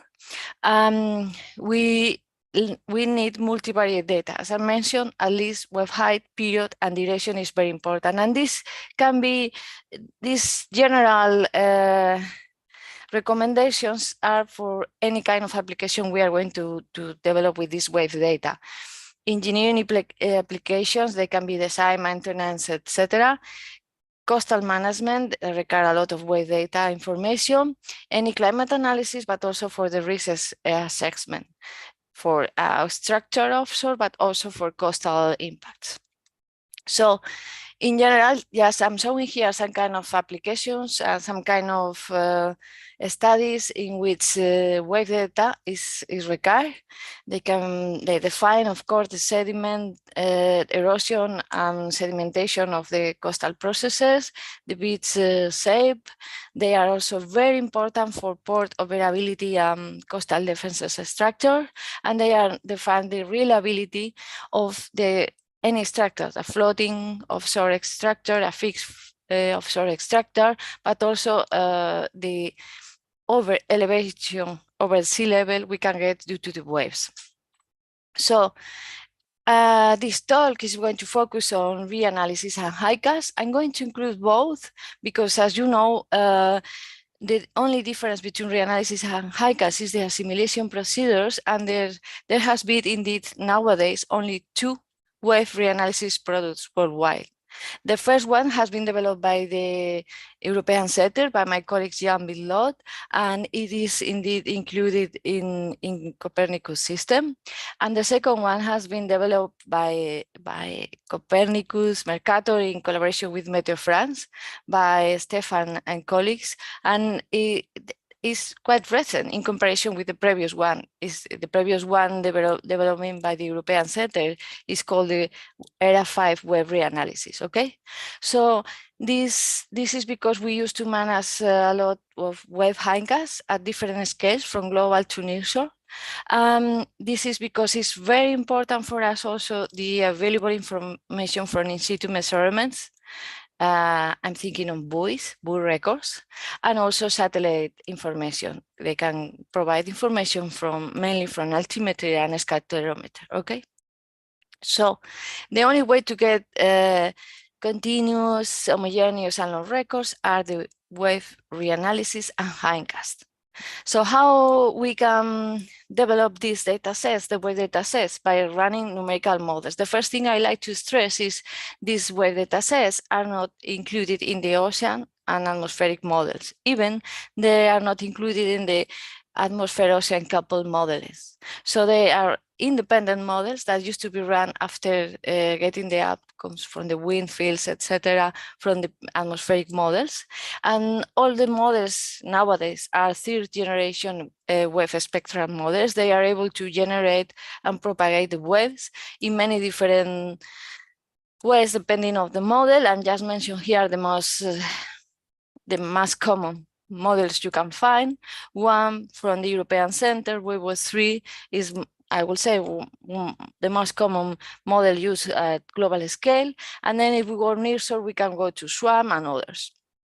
Okay, so because they are numerical simulations, we need a lot of validation procedures in these models, and showing just here different colors, so a different buoy comparison with wave reanalysis. You can see a scatter plot and quantile plot for each of them, and you can see even if the quality is high, never is going to be similar, exactly perfect. And this is because validation and correction procedures are always required when you are going to use any wave reanalysis and hindcast data. I'm showing here just an example of wave data validation from our global hindcast, the GO2 that we have developed. Now we are working with the third generation, first with the ERA 5 wind fields. On the right, you can see some kind of validation against satellite, the special colors, and if you see the triangles also against worldwide buoys from bias, room mean square error, and correlation. And on the left, on the top, I'm just showing for a buoy in the Mexican Gulf. Red means the hindcast, the most significant with height, and black the buoy record under a hurricane condition. And at the bottom, you will see for the global hindcast only the values, the comparison of the values recorded from buoys at the maximum of the tropical cyclone of the hurricane when they were not broken, and we got the maximum value against the hindcast. So you can see in general, now I will say the skill of the new products, the wave reanalysis and hindcast products is been focusing on the extreme wave conditions. So therefore, not always validation, sometimes we require for any application correction. And because I have introduced waves are complex, we used to correct this data not in a similar way for all kinds of values. We used to correct the data depending on the wave energy, for example, the wave period, and also the direction. And so in this slide on the left, I don't know if you can see my mouse. So the color rose in blue is showing wave condition at a coastal point in when you can see there are two big families, waves coming from west and northeast, yes? So it means maybe the wave reanalysis with hindcast is doing well one of this group and is not going very well one of this group. This is because it's so important to correct the data taking into account the different direction and energy. And we can correct the data if we are lucky, if we can get buoy record. And if not, we have developed also the method can be also applied by using satellite data. And just showing here an example of a correction of the buoy in which we are decreasing the extreme conditions and increasing the low energy waves. So in addition, I like to mention that even in the past, we were managing waves only taking into account the parameters significant wave height and indicator of the wave height. Nowadays, everybody is working at least with wave significant wave height, mean period, and mean wave direction. And because the progress of the technology and the storage size capacity, we have going to more and more information of waves. So nowadays, we used to require for sea and swell wave conditions, these parameters for these two big groups of wave behaviors, but then we are also getting more information about the spectral partitions, then frequency spectrum waves, and finally we are managing three-dimensional wave spectrum. I will see four-dimensional because we are managing the wave energy from different frequencies, directions, and throughout the time. So I'm showing in this picture how very different are the sea and soil wave conditions. So sea conditions used to be very useful for operational applications. Meanwhile, soil conditions are when we can get information about extreme wave conditions. And here I'm just showing an example on coastal areas on the wind, sea, and swell dominance. So you can see most of the way of the coastal areas are light blue. It means we have mixed combination of wind, sea, and swell there. But you can see also there are some areas in which they are swell dominated, and then you can see semi-enclosed seas, bays, etc., in which the dominance inside the harbor, the dominance is the wind sea. And now, if I'm focused on swell conditions, I have to also highlight that we can have not only a specific swell conditions. For example, here in Spain, in the north coast of Spain, when I are swell conditions, we were to be able from northwest. However, in many locations, all the locations you can see with dark blue in this map and green, etc., we have more than one swell family. And this is also very important for many applications to take into account that we have not only one swell behavior, we can have swells with different energy and directions. So in the link I'm showing over there, you can show for all the coastal areas. I'm just doing here in this screenshot a zoom of the different swell families we can reach in the Gulf of Lion, close to Toulouse, where I think you are, in which you can see in these locations we have at least in general 3 different swell conditions apart from the sea. I'm not including here the wind sea condition. And you can see the color are the energy. It means the dominated, the high, closer to yellow, the color, the most relevant the family is. But you can see how the directions they are, and the length of the arrow indicate the period. Okay. In addition, we can go to directional information apart from this, and we can get information in which we can see this is just an example for some coastal locations in which we can see just working with the significant wave height, mean period, and directions is not enough to understand the behavior of the waves. So I'm not going to give a lot of details, but you can see when we have a pre-directional energy, the mean wave direction is not very useful. Now in this plot, I'm changing to wave climate conditions. Here I'm not showing the extreme wave conditions. I'm showing how in usual a maximum significant wave height we regard the mean wave climate conditions. This is because you cannot see dark red in the Atlantic European coast because wave storms there are so common, they are so usual. So I'm showing here when we have very, very unusual extreme conditions from a climate point of view. So you can see the regions in which we have hurricane-induced waves, but also you can see the Mediterranean Sea is almost red dark because sometimes we can have so unusual extreme waves with regards to the mean climate conditions. In this map now, yes, I'm showing the extreme wave conditions by characterizing by the 50-year return period of the significant wave height. And indeed here you can see the regions in which the region in which we can get the most extreme wave conditions at coastal area are the Northern European coast, the Northern Atlantic European coast.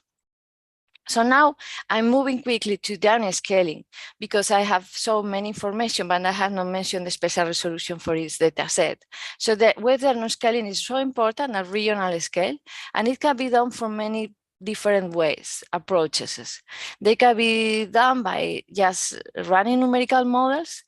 However, because we need hourly time series, hourly time reconstruction from decades, this is not sometimes very useful. So if we like to get 100 meters spatial resolution and high resolution bathymetry. This is because sometimes there are more and more, and currently because the progress of the intelligence, artificial intelligence, we are getting more and more statistical, what I call statistical techniques in order to get nearshore waves or higher resolution wave products. Sometimes we also can get combination of these products. So now I just mentioned here approach we have developed in order to get waves nearshore from the standard global reanalysis products or global hindcast products, in which we are combining both. We are just selecting a number of cases and running with very high spatial resolution. And before this, we are applying machine learning to characterize all the spatial temporal conditions, and then we apply nonlinear reconstruction functions to get hourly time series with very high resolution. And this is my last slide, in which I'm summarizing why we need this wave then scaling data. I'm now thinking on local, from regional to local information, and it could be required for many different applications. I always think on water level estimation, because you will see many coastal areas, the contribution to the still water level to sea level of the waves for coastal impacts, flooding, etc., is very, very important. And this can be done by adding what we call wave run-up, setup, and swaths. And this can be done by using parametric equations, but also it can be done by using very complex and high computational models, as the example I'm showing in the animation, in which you can see the overtopping due to waves. And then how we need this, apart from coastal impacts and coastal flooding. This is also required for many different applications. We used to work a lot with private companies. Most of them are coastal engineering companies, but also ports in order to provide port services, climate port services, as I'm showing at the bottom, and also for new renewable energies, which are doing new developments of offshore wind farms. So that's all, thanks. So if you have any questions, I'll be glad to answer.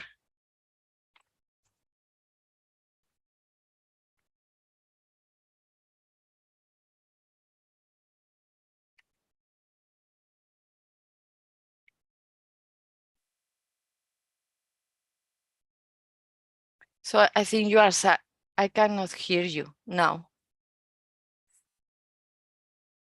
Now you can hear us, I guess. Yes. Perfect. We were asking if there was some questions, so we have here one. I think you mentioned there were different swell types or categories. I was wondering if you could say what they are. Yes, so the only way to get different swell systems is getting long time series information from these reanalysis and hindcasts, and also getting at least spectral partitions data sets. So once we get this information, we have applied, this is because I saw the URL and the, I hope, next publication.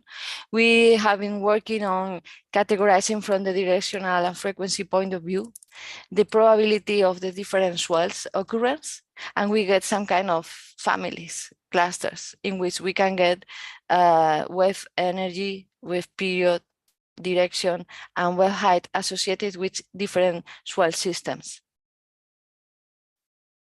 Okay, thank you.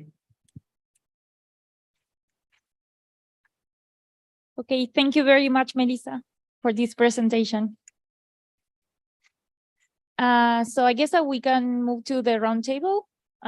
So we invite Andrea, Benjamin, Thomas, and Anouk to participate. So the idea of this roundtable is to go back to some of the user needs and maybe to explain in more detail what you need for the applications, or to discuss also what are the limitations that you find on Reanalyses data currently. So if you want to, maybe if we sit over in the center. I will find another chair.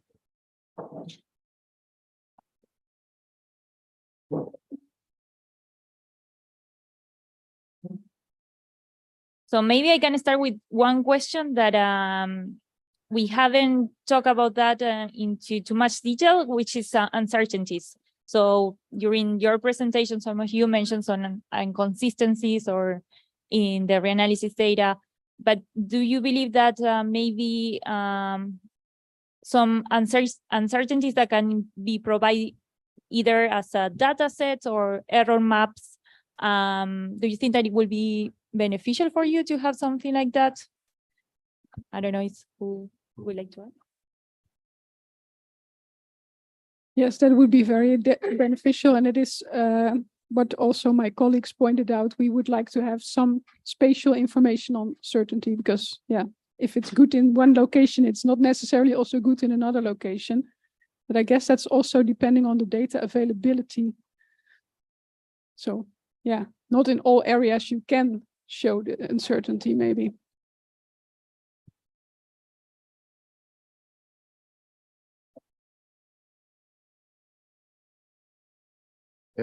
Yeah, probably. I think this information in general.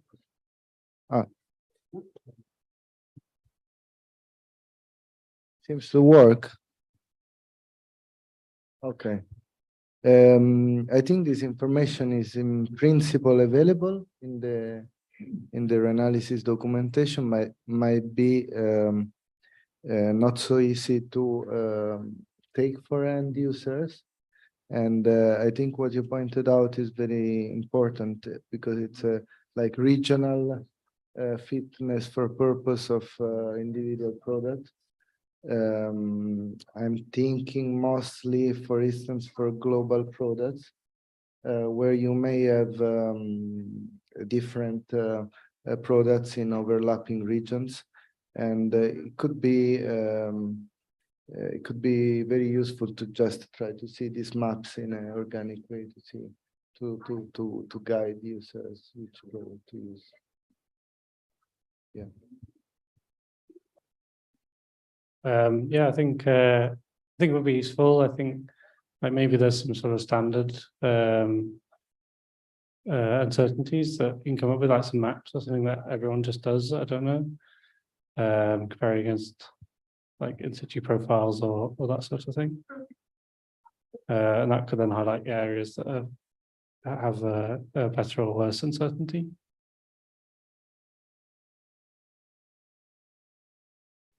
Definitely very useful, and the simpler it's presented, the better. I have to admit, very often when we use Reanalyses products, we don't look too carefully at the quit documents. We just don't have time to analyze every single product in such detail.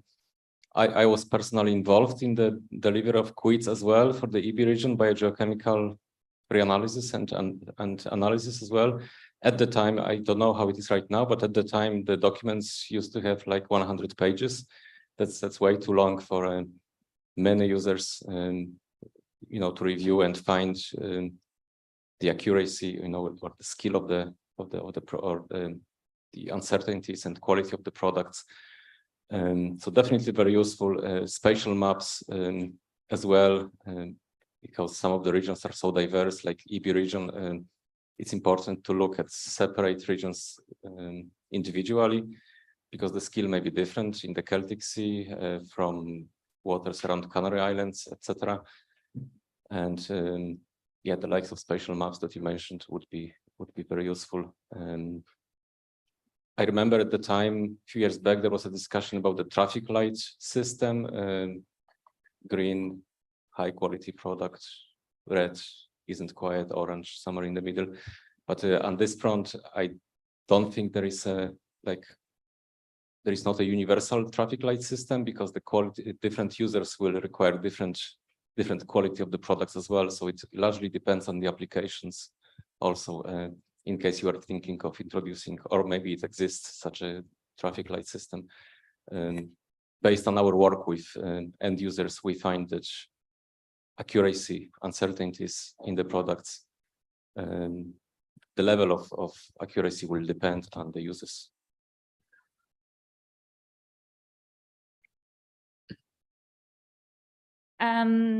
Yeah, regarding the quality information document, so currently there is an ongoing process to improve the way that quality information is being delivered to users. So hopefully this will help the users to understand a little bit more, because information sometimes is there. We understand that sometimes there are long documents, but definitely there is an ongoing work on improving the way that it's being communicated.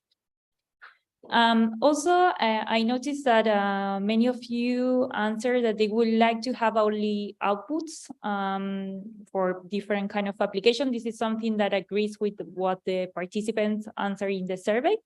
I'm just wondering if this outlet resolution is for all variables, for vertical levels, if maybe you want to give more information about what it will be useful. Yeah, for us, only the water levels to resolve the tides. That is the only one that is requested by my colleagues. So we often have the boundaries very far away, so the resolution will originate within the model normally, but for tides, it's important. Well, I'm not a user of Reanalyses. Maybe I can make the point that I saw from this presentation quite a diverse range of requirements in terms of spatial resolution, temporal resolution, backward extension. So, I mean, obviously, this cannot be achieved simultaneously. So one possible way is to start thinking different streams of production for different user. Probably from my point of view, what is missing is the information. I mean, the link between the user requirement that you, Valentina, showed with the actually usage statistics from the marine service that could drive a bit better. And then the last point, since we also have non-European reanalysis producer, I think in terms of uncertainty, it could be beneficial. I don't know, might be a bit, there may be practical difficulties, but to increase the catalog of the product, including also, as I said, non-European product that can serve the purpose of improving the uncertainty estimates in an ensemble approach.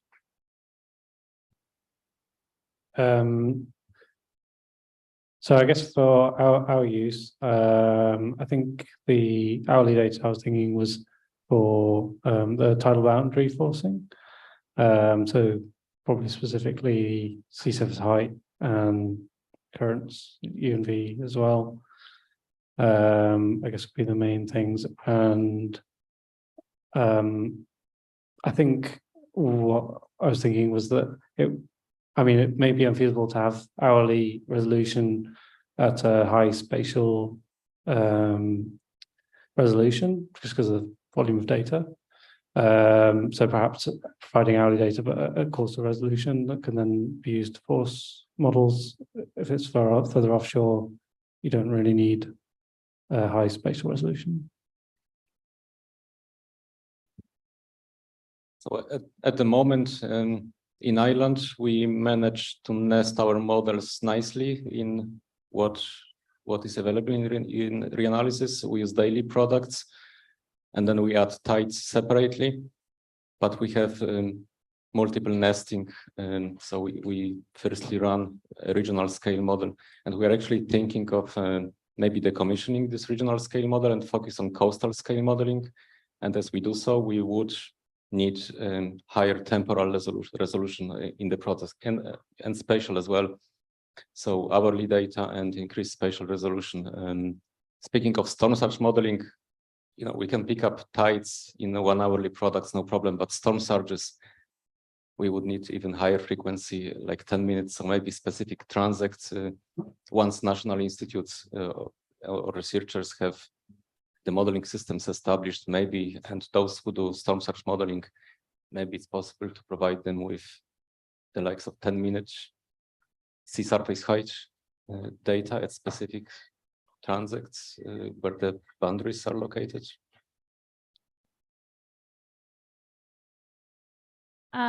This discussion is open also to the room. So if someone wants to make a comment or someone has a question. Okay. I guess that we can also talk about one of the user requirements that we found in the survey is about the idea of having a intercomparison between the different Reanalyses products.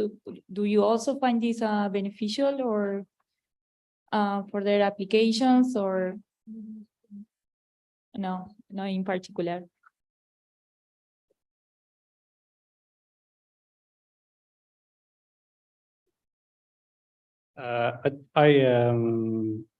I mean, perhaps, but I guess maybe all the products have their own specific uses. So maybe if you had a comparison, it wouldn't necessarily tell you that much about what each product is best for.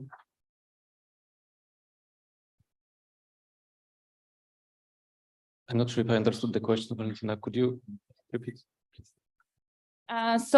Some of the users during the survey, they found that it would be beneficial for them to have some intercomparison between the different Reanalyses products.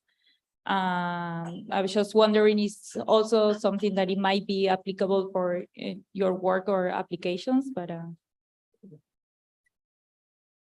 Just specifically for Ireland, I suppose yes, because we are in the overlapping zone between EB and Northwest Shelf. So if we had this intercomparison done, at least we would have a choice between the two different models to nest in. That's very specific, I suppose, to where we are. And also maybe it will be beneficial to talk about a little bit, well, we talk about the temporal resolution. Most of the users, they believe that a resolution between 1 and 5 kilometers will suit most of the applications. Many of you do downscaling, so, and also you need a higher resolution near the coast for coastal studies. What do you think that it will be the ideal resolution, the special resolution that you might need for your application? Actually, I don't know, but what I hear, because I don't make the grids, so it's not my expertise, but I hear that this the current resolution of this global model is fine. No complaints about that, because we simply adapt. So it doesn't matter.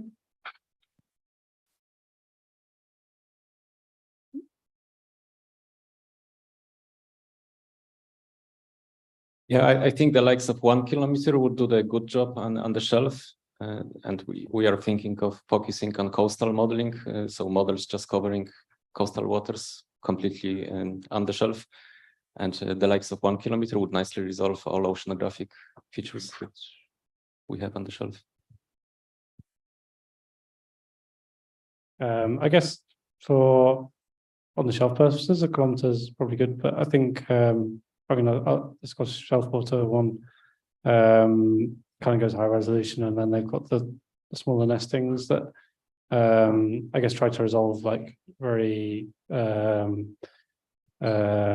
unusual and small scale features in the coastline and sort of sea lochs and things in Scotland. So I think for that, I think high resolution is better.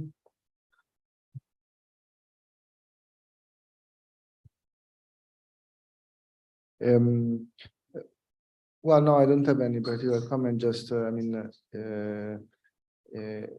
it's very difficult to answer, I think, this question. So depending on the application, so it's very useful, your survey, and perhaps should be linked also to the specific users. I'm not sure this information was collected, but I think the further step is that directions that can be targeted. Yeah, I said it was fine, but I can imagine that if the grid is finer, that we don't need to make such large domains to resolve this downscaling. And also we noticed in the Caribbean, we have a lot of these really small islands. And then, yeah, then for downscaling, maybe it's not a problem, but if you want to use the information directly, then it is no use. It's several islands in one grid cell. Yes, indeed. I think it's time for the coffee break. And we thank you for your talks and presentation. It is nice to see all the applications developed using Reanalyses data. So we will, for the people online, I think we will be back in 20 minutes. And please answer the Slido if you had time, and you can put question on the Slido as well. So thank you very much.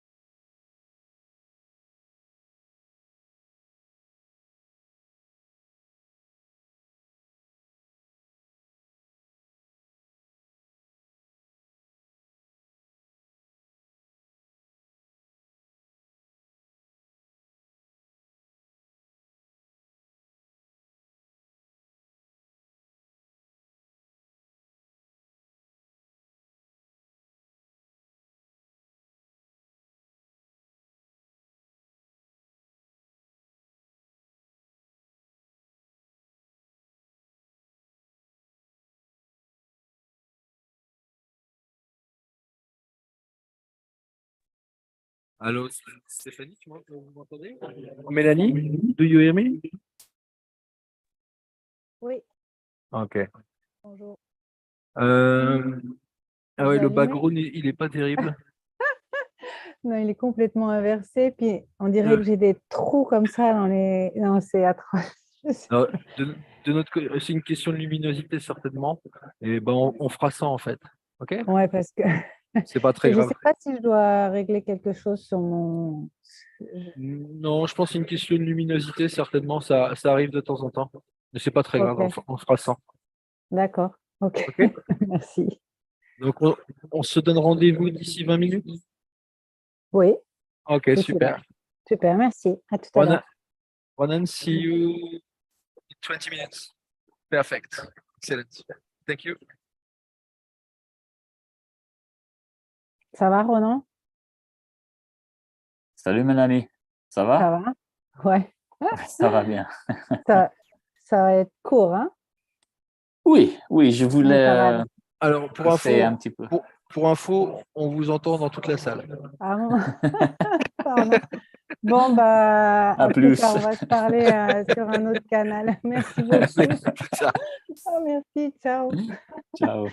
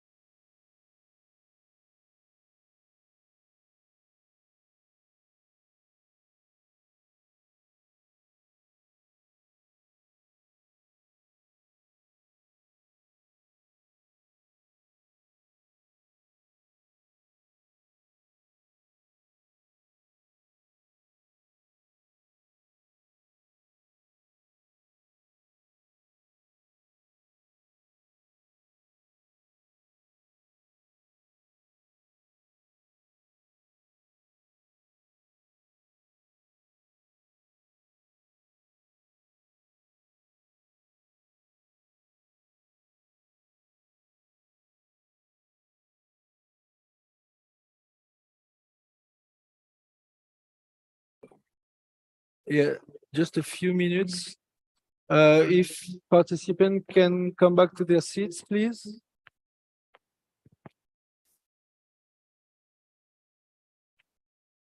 Okay.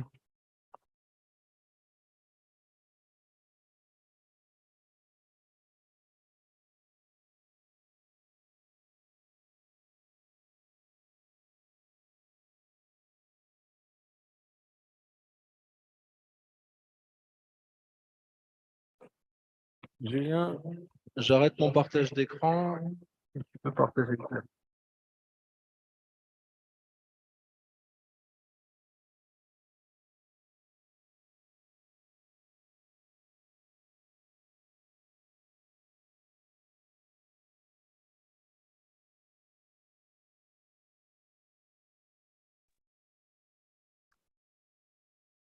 Que vous voyez bien mon écran?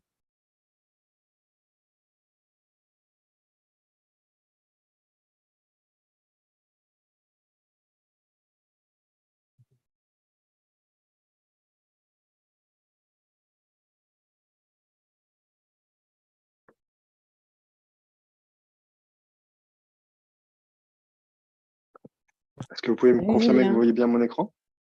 Oui, salut Julien. Moi, je vois bien ton Super. écran, mais pas en mode. Ouais, parce que j'attendais de vous voir encore. Tac. Là, vous devez le voir en plein écran maintenant. Voilà, très bien. Super. Alors, on attend un peu de temps que les gens se rassient. On est bon. Ok.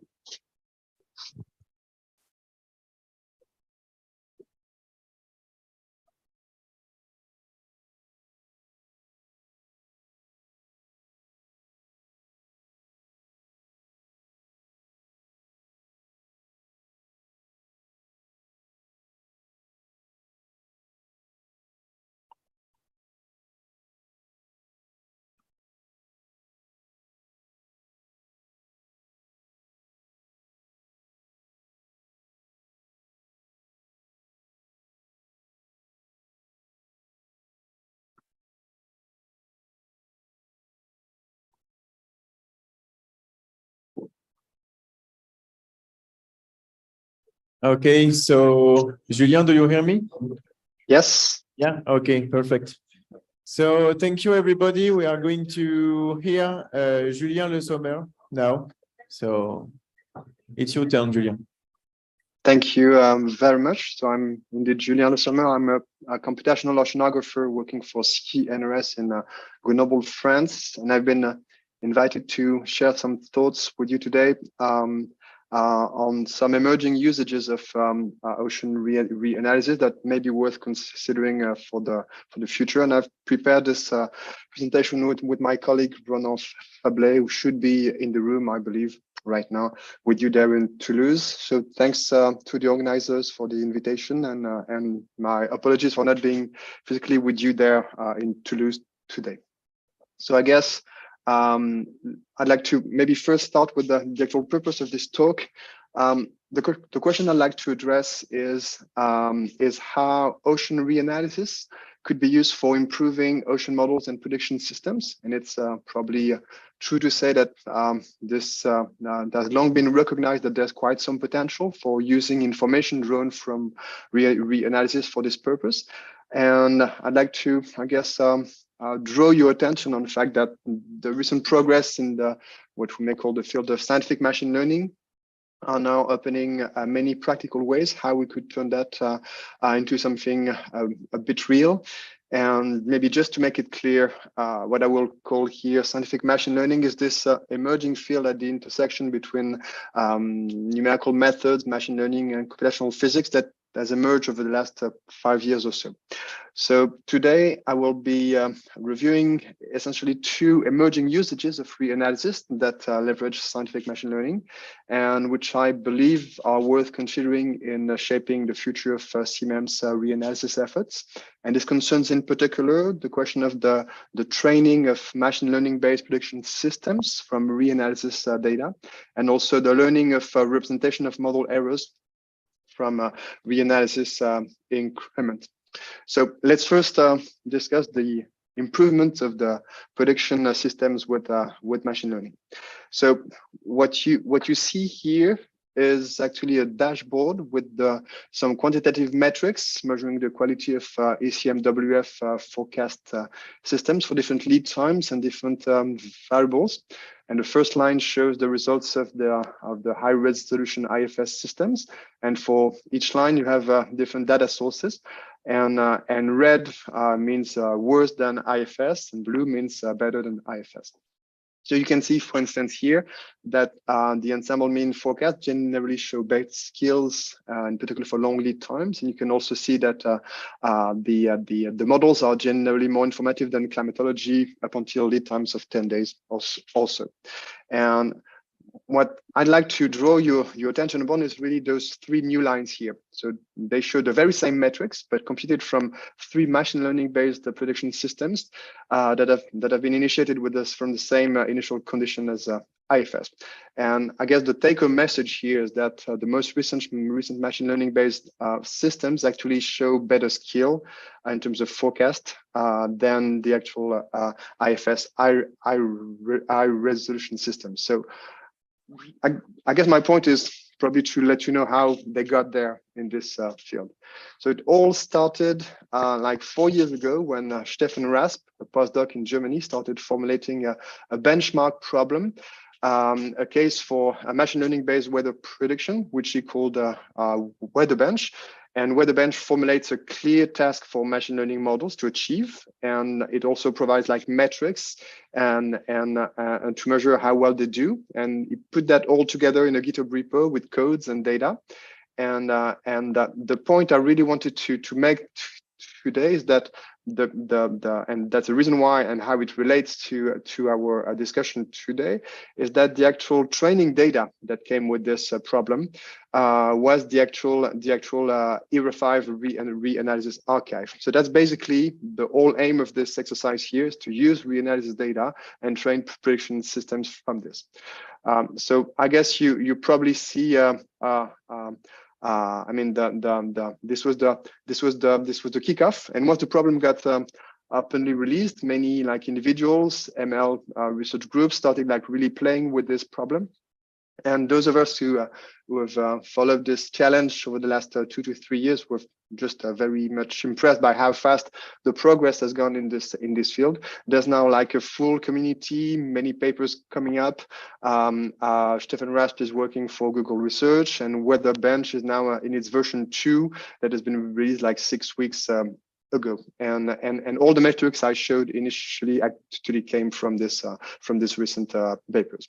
So I guess the point I'm trying to make is pretty obvious here. It's very likely, from my perspective, that people will very soon start using ocean reanalysis for training machine learning based prediction systems, and I think that's something that we as a community should really start and anticipate and consider seriously.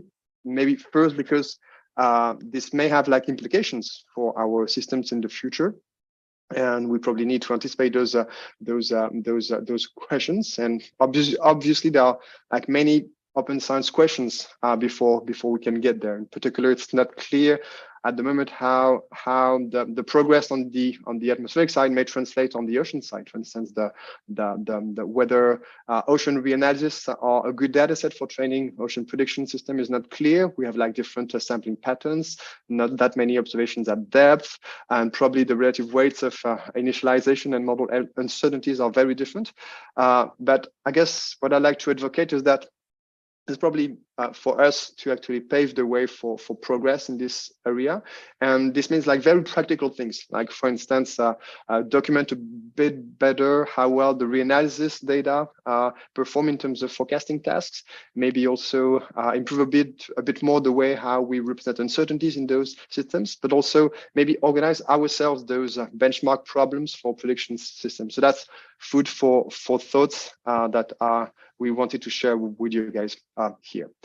But this first point may probably have felt like a bit science fiction to many of you in the room. So let's maybe get down to like a more down to earth questions. There are indeed many other like simpler emerging usages of reanalysis data with scientific machine learning that could very usefully be fostered from this community. And this concerns in particular the use of data assimilation increments for improving models. So as you all know in this room, I guess, reanalysis combines information from physical laws that are encoded in a numerical model, and also information coming from observations. And the way how it works in practice is that we're correcting somehow model trajectories so that it stays close to observation. And it's done by applying what we call analysis increments. And all the game of data assimilation, of the field of data assimilation, is actually to come with clever ideas and algorithms for predicting what should be the optimal increments given the uncertainties in the model and in the observation. And as you can guess, if the model is actually systematically flowed, the increments will always like try and bring back the model towards the trajectory in the same way. And therefore, if the observations are not like too biased, there's a very strong like information content in the analysis increment as to what is the model bias, and therefore as to what are the modeling errors that cumulatively design or build the model bias. So this is something that's illustrated here with information with data coming from a Notion CIS reanalysis system run at GFDL, and what you see is actually CIS concentration. And obviously that's something that's not new. I mean, this has been known for decades, and many clever ways have been proposed for estimating model biases from DA increments, and in particular in the form of state-dependent bias corrections, which somehow are like a representation of model errors. So this is something that is like well established in the field. What I guess is interesting to me is the fact that as many of us in the room may have noticed, there's been quite a renewed attention and interest for those questions in the recent years with scientific machine learning, with several new formulations and algorithms that have been proposed for estimating state-dependent model errors in data assimilation settings. What you can see here, for instance, is an illustration from Farshi et al., where the authors actually introduce an alternating procedure which generalizes the weak constraint 4D for training representation of the model error in the form of neural network. And what is important here, I guess, is the fact that this system is actually run online within the data assimilation system, right? So this is really a method that goes deeply into the DA system. And so far, that sort of concepts have mostly been deployed in idealized settings. That makes them a bit like that maybe the next wave, but we're not there yet. But besides those online approaches that are, as I said, probably a bit complicated to deploy in practical cases, people have also started like learning state-dependent biases correction, but in a simpler way, starting directly from the analysis increment. And they are essentially learning this mapping from model state to model errors. And what's interesting here is that they do so only by leveraging the existing DA increments. So that's totally fully external to the system. They're only using the byproduct of the system. So that's why we call those methods like offline methods. They're not like plugged into the systems. And the good news is that over the past 2 to 3 years, there's been like many or several demonstrations that even though offline is theoretically suboptimal versus online, in practical applications, those approaches seems to lead to quite significant improvement in the model climatology and model forecasting skills. So the point I guess I wanted to make here is that it's very likely that in the future we will want more and more to use information coming from reanalysis system, and in particular the increment, for estimating model errors in the future. So that's the second message we wanted to draw your attention upon. So getting to the conclusions and trying to wrap up some maybe recommendations or food for thoughts. I've reported on some emerging opportunities that I think should be considered when shaping the future of ocean reanalysis within CMEMS. And this concerns in particular the question of training prediction systems from reanalysis data and better exploiting the analysis increment. And there are some key requirements coming from this that we may summarize with, in particular, this need to document a bit better the performance of ocean reanalysis in forecast mode, in particular over quite long lead times, and probably a need to keep improving the representation of uncertainties in ocean reanalysis, as what has been done in the atmosphere may not translate immediately in the ocean. There's also the need to share more systematically the analysis increment as products, and possibly also to provide or think about ways how we could provide the ability to rerun reanalysis system with train error corrections. Once people have started really getting serious about that game, the ability to plug it back in the system and to assess the performance will be key. And that's something that will be that CMEMS will be in a good position to provide. And even more far-fetched, the question of whether the definition and promotion of those benchmark problems and data challenge falls into the scope of CMEMS is something that we could also probably discuss. But that's probably a good way for us to keep moving in an evidence-based, open science and interdisciplinary approach towards improved reanalysis system. Thanks for your attention.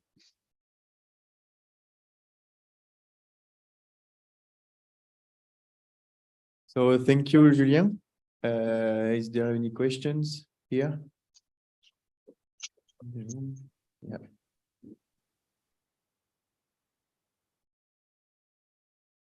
Thank you for your very informative talk about machine learning. So I think analysis increment affected by the observation network. So observation network is changing. The analysis increment, the quality of analysis increment is also changing. Is it okay for machine learning? Do you have any comment about that?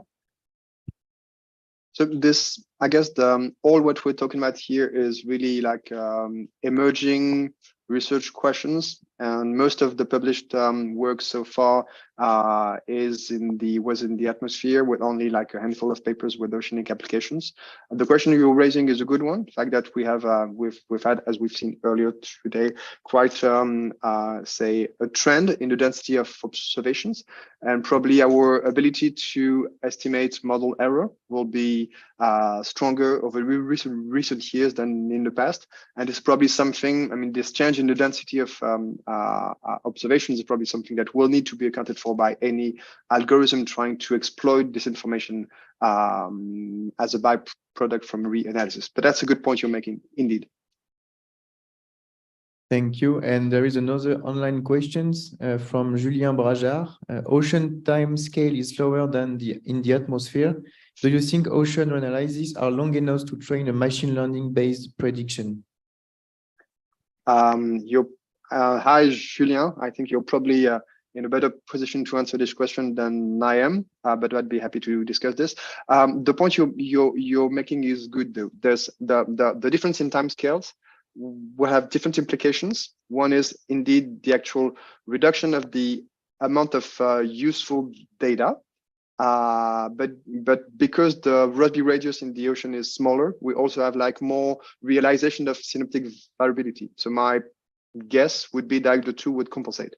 But what may change a lot is probably the fact that on the atmospheric side, you can probably neglect a bit the changes in the forcing over the prediction window, whereas in the ocean, that's not something that we'll need to that we will be able to do. So somehow the forcing will have to be inputted to the network, and the changes in the forcing will need to be inputted to the network. So there are many subtle changes or differences from the atmospheric case to translate to the ocean case that need to be discussed and addressed. So that's food for discussions, I guess.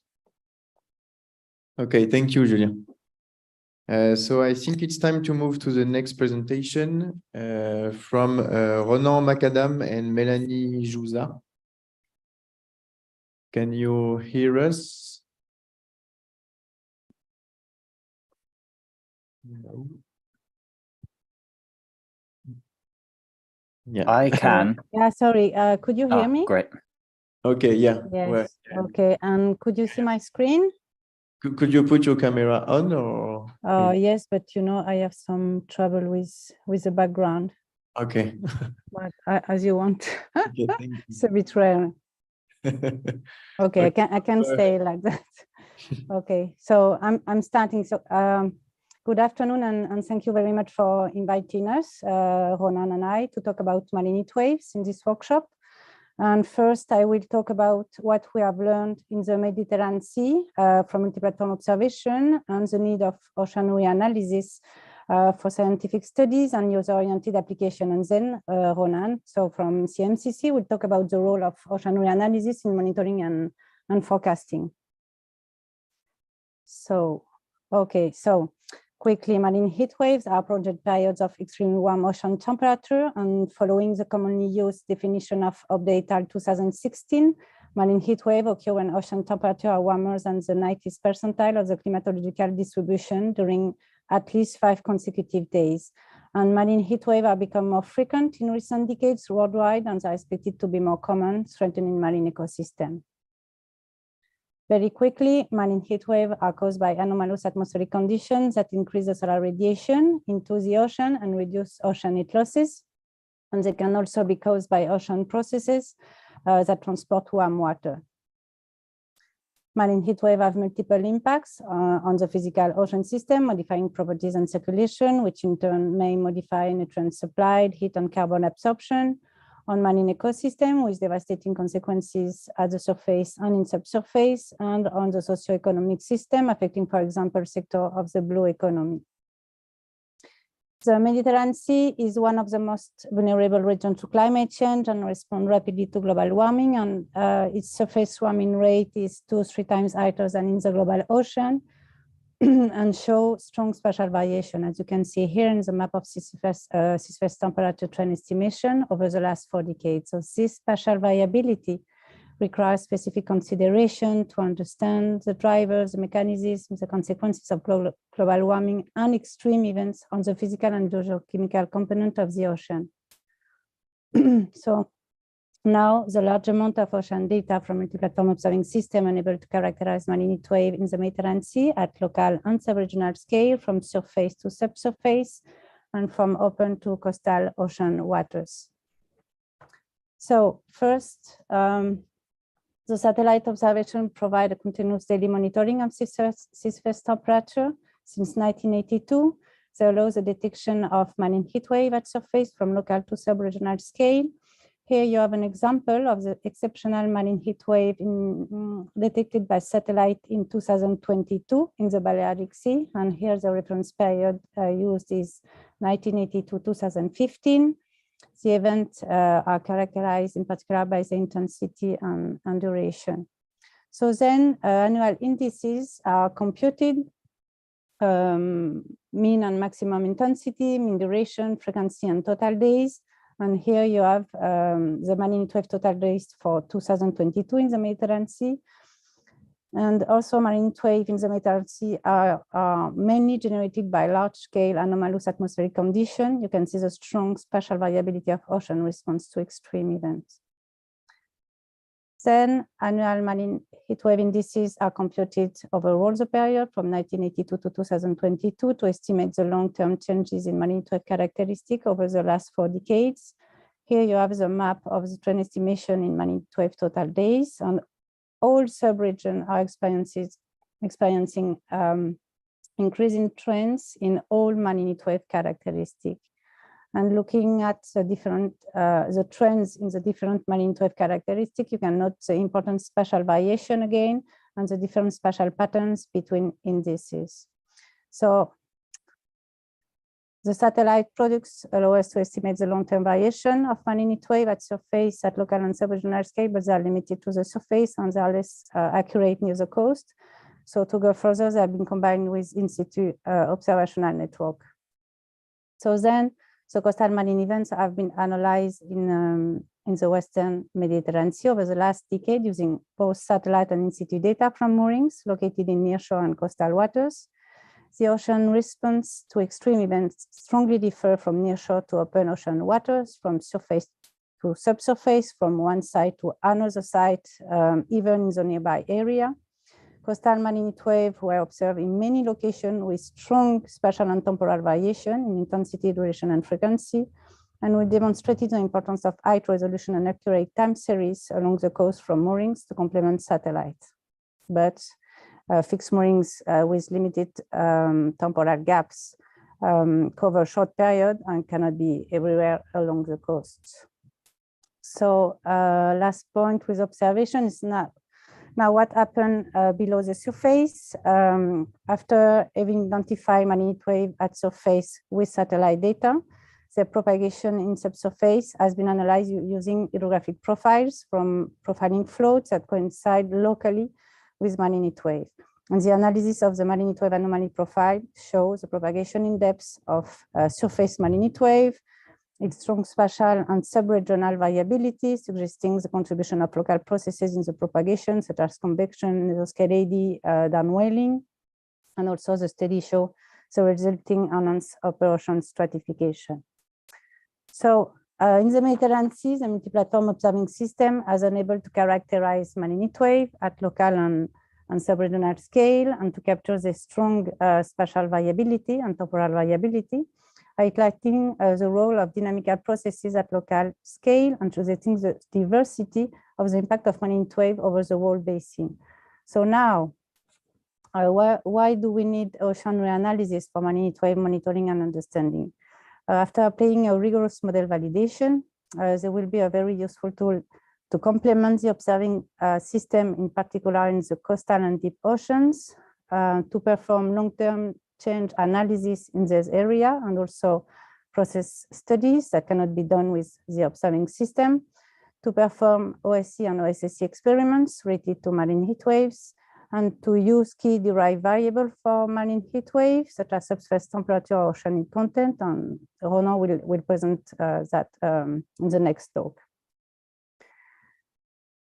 Okay, also at SOCIB, we have implemented an open access application to monitor and visualize continuous information on marine heat wave in the Mediterranean Sea at sub-regional scale.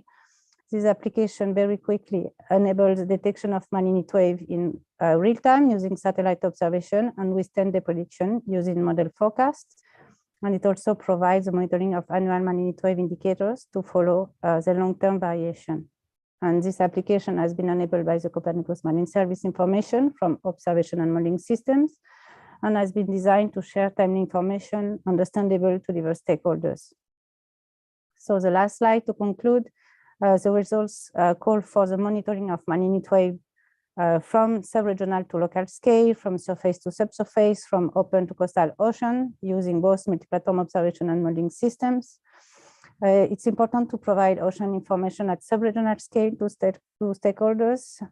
We need to implement new functionalities in the application, and in particular, extending the information to coastal areas and in subsurface, in particular, using numerical simulation. And finally, it would be very useful to have access to specific model data set, for example, integrated variable or geographical subset to facilitate the implementation in applications and to reach a wider range of stakeholders at local, national, and regional levels.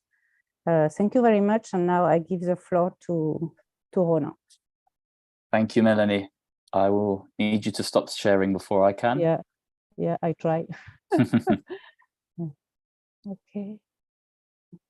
Well, in the meantime, I can introduce myself. Okay. Thank you, Melanie. Thank you for the setup, for that great talk. So I'm Ronan McAdam. I work for the CMCC in Bologna, Italy. That's the Euro-Mediterranean Centre on Climate Change. And in the past few years, we've performed a range of studies and activities on marine heat waves. And in each of these, various Reanalyses products have played a different role. So today I would like to give you quite a fast and furious tour of how we've used Reanalysis to monitor and forecast marine heat waves. And as you can imagine, there's a lot of people involved in such work, not just within the CMCC, but also within the EuroSea project consortium, including Melanie. So if you remember one thing, it's this slide. These are kind of the main points I want to get across. the various roles of reanalysis in monitoring and forecasting marine heat waves. First of all, as Melanie alluded to, we need reanalysis to provide that three-dimensional view of marine heat waves. So we need to start looking more at the subsurface in order to fully assess the occurrence and the impacts. Because if you think about the impacts of marine heat waves to aquaculture farms, to conservation efforts, it's very much below the surface where those impacts occur. When it comes to forecasting, reanalysis can provide both baselines to define your climatology and your threshold, but also they can act as a means of validating forecasts. And I will show an example from seasonal forecasting in a few slides. And lastly, and I won't talk about these 2 points, but reanalysis are already used to calculate the oceanic drivers of marine heat waves, mixed layer heat budgets, ocean transports, etc. And we've already had a great talk by Julien on the potential use of reanalysis in machine learning. I would just make the point that I think for extremes, there's perhaps even more desire to see if machine learning can improve the forecast of ocean extremes.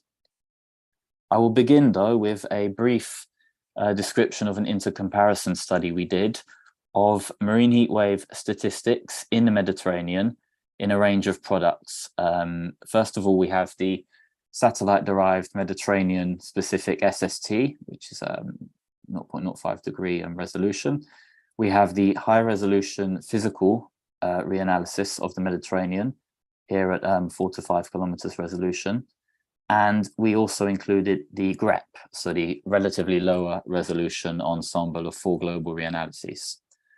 And what we found that if you look at the basin scale interannual variability and trends for the Mediterranean, you find that there is good agreement between the products. Indeed, there is a bias. So typically our lower resolution products underestimate intensity and overestimate duration. But on the basin scale, we find that the trends were well captured. As you go down to the sub-regional scale to look at the Adriatic or the Aegean, that's when you generally start seeing more disagreement, statistically speaking, between the low resolution products and the higher resolution ones. So food for thought going forward. What you use depends on what you do, and I will go forward and use both of these in various ways.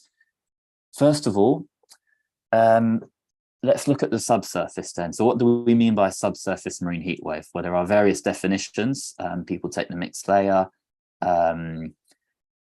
to do mixed layer heat budgets and to understand the drivers of marine heat waves. Here, we're taking a more pragmatic approach.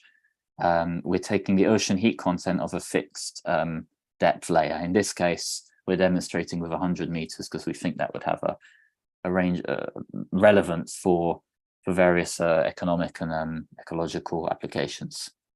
So beyond just looking at the horizontal heterogeneity, we wanted to start looking at the vertical heterogeneity. So on the left, you can see the Mediterranean, the trends in the SST and the ocean heat content, and we've added in the exclusive economic zones.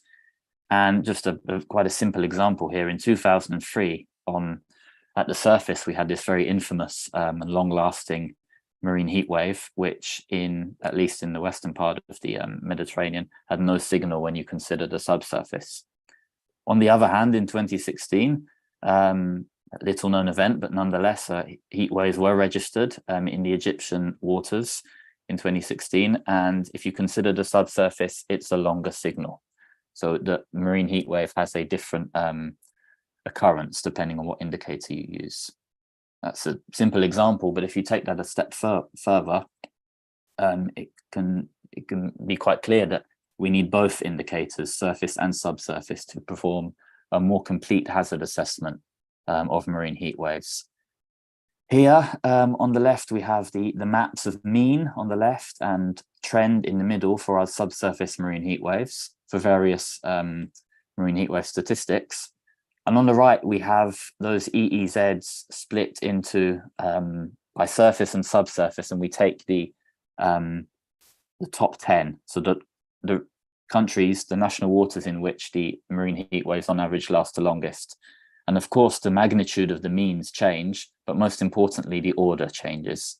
So if you want to ask a question something like which countries are most at risk from longer marine heat waves, well, you can't just use your SST product. You have to rely on also on some indicator of subsurface marine heat waves.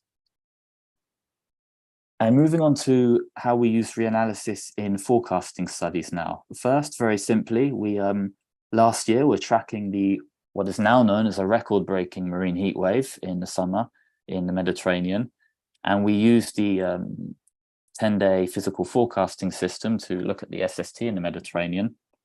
And because we only have fine gas data for that of up to 2 years, we weren't able, with that data alone, to define a climatology, to define a marine heat wave threshold, which is the 90th percentile. So we took the regional reanalysis system, which I just described, and used that instead, which, depending on your products, you can make the assumption that that is a reasonable baseline to use. In this case, it's the same model setup and architecture. So that allowed us to look at not just the SST, but the marine heat wave occurrence in short-term forecasts. And as you can see from the blue forecast points, it did an exceptional job of that short-term predicting across the Mediterranean. Besides using reanalysis as baselines, we also used reanalysis to validate forecast systems. Here we moved timescale a bit and we look at seasonal forecasts. And some of the major work we were doing recently was to progress the validation of the subsurface ocean in seasonal forecasts, which is something that hadn't been done much before. So we took some of the Copernicus Climate Change Service seasonal forecast systems, and we looked at the surface and subsurface marine heat wave skills. So here we have the number of marine heat wave days in the summer. We use satellite data for the surface and the GREP reanalysis for the subsurface. And I will finish by just showing you how that in 2003, you can see the forecast both at the surface and subsurface really underestimated the number of marine heat wave days that summer.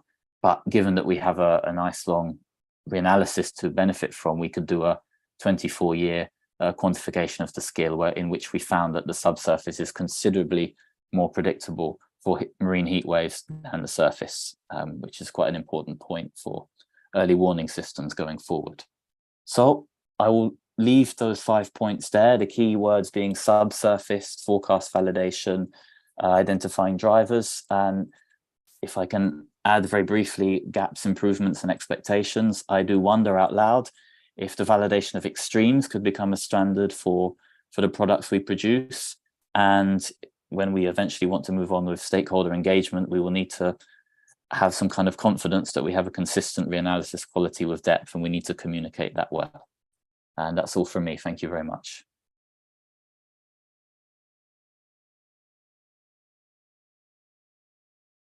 Thank you so much. I think we are running out of time for the questions, so we will move to the next presentation from Dion Amaya. Hi, everybody. I'm trying to get my video going. Can everybody hear me okay? Yeah. Great. Let me share my screen. Okay, can you see my slides now? Yeah, of course. Excellent. Okay. Hi, everybody. My name is Dylan Amaya. I'm a physical research scientist at the NOAA Physical Sciences Laboratory in Boulder, Colorado. I work with folks around the United States throughout the National Oceanic and Atmospheric Administration, as well as through different cooperative institutes here in the United States to think about how climate change and variability impacts US coastal waters. And I was asked to just sort of give everybody here a crash course for how NOAA is using ocean reanalyses in their different process understanding studies, but also in our forecasting capabilities as well. So obviously, this is a huge team effort. Here are some of the folks that have worked with me on some of these papers. And specifically, I'm going to be mostly focusing on the United States West Coast and the California current system as we go through some of these results. So let's see if I can progress the slides here. There we go. So I'm going to highlight 3 papers for you today, but because of time constraints, obviously, I'm not going to be able to give you a satisfactory summary of all of these things. I'm just going to sort of highlight a key point from each of the papers and just illustrate for you how we're using high resolution ocean reanalyses in different parts of our products and analyses. So starting with this first paper here on the left, we recently did an evaluation of high resolution reanalyses in the California current system, just to get a sense for how well they perform, how well they don't perform, in what situations they perform better than others, that sort of thing. And high resolution is extremely important in the California current system. It's a very eddy kinetic rich region of the world, lots of eddies that are very important for modulating upwelling in the region, which is important for modulating the amount of nutrients available for marine ecosystems in this part of the world. Also, the continental shelf of the United States West Coast is very narrow. It's about 20 or 30 kilometers at its widest. So having high resolution ocean reanalyses to interact with that extremely narrow shelf is important to get a correct representation of upwelling in the region as well. So in our comparisons, we looked at GLORY's 12V1, which is, as everybody knows, a 12th degree, ORARS 5, which was the coarsest reanalysis that we compared at 25 kilometers, and then a regional model, actually what we call CCSRA. It's a ROMS data assimilative product that was conducted by the University of California, Santa Cruz, and it's encompasses the United States West Coast as a regional model, and that's at 1/10 degree. So just to give you a sense of the kinds of data sets that we compared to throughout this study, the figure here on the left is just showing you the distribution in shading of Argo floats that have ever been cast in the California current system. The darker blue, the more Argo profiles there have ever been. And then we're also showing the location of different tide gauges, hydrographic sections, underwater glider lines, bottom trawl stations, shore stations for SST and sea level. Just a smattering of in situ observations, basically anything that we could get that was not assimilated into the products, independent checks of how these different reanalyses are doing, so that we could zoom in and see how well they were performing. And just to give you, a very brief highlight of one result, one comparison that we did. This is looking at mean state biases in these three different reanalyses from underwater glider lines. This instrument down here in the bottom right is an underwater glider. We have three continuously running lines that extend from Dana Point, Point Conception, and Monterey Bay in California. These are lines 90, 80, and 66.7, which correspond to the top, middle, and bottom rows here. This is just showing you the temperature, the maximum, or not the maximum, sorry, the total temperature, the mean temperature along each of those lines on the left, and then the bias in each of the models relative to those glider lines. Basically, what you can see, the hashing is a significant bias. You can see that GLORY's overall is doing the best. It has the fewest biases. ORARS 5 has really strong biases in the coastline, and that's related to weakened, not correctly representing upwelling in that part of the world. CCSRA has these strong biases that span the length of the line, and that's because it has a too deep thermocline. And we do similar sort of analyses for other variables and for the glider line temperatures for variability. So this is showing just basically the correlation, point-by-point correlation of subsurface temperature between the model and the observations. And the take-home message here is that all the models actually do fairly well, but GLORY's once again has the highest correlations from month to month with the observations, at least for this time period that we looked at. So I'm going to summarize the whole paper. I realize I showed you one result, but I'm just going to give you sort of the larger overarching conclusions of this paper. And if you're interested, hopefully I pique your interest enough to go check it out. Here's the reference. You can scan this QR code if you want to go see the paper right now. But basically offshore in the California current system, all of the reanalyses perform well, comparable. Near shore, though, the higher resolution of GLORY's and this regional CCSRA reanalysis clearly lead to improvements in the representation of eddy kinetic energy as well as upwelling. And then one important take-home message here is that the best representation of truth in this part of the world, at least, may actually come from reanalyses, because it's a relatively undersampled part of the world. And sometimes we don't have enough observations to stitch together to get a complete story. So often reanalyses can be, more advantageous than just raw observations for a lot of different analyses. So just moving on to this second paper here, this work was trying to understand how well we can forecast coastal sea level in the California current system. And this comes from this idea that forecast skill, at least in the California current system and along the North American West Coast, is often conditional on the physical processes that drive those observations. And along the North American West Coast, INSO teleconnections are very strong, not just through the atmosphere, through the Pacific North American pattern, but also through the ocean, through the propagation of coastally trapped waves that emanate from the equatorial Pacific. And so we were thinking about coastal sea level variability on subseasonal to seasonal timescales, at timescales of 1 day to 60 days, and trying to see how well we can forecast that variability. And specifically, if coastally trapped waves can lead to enhanced skill, sort of as a forecast of opportunity.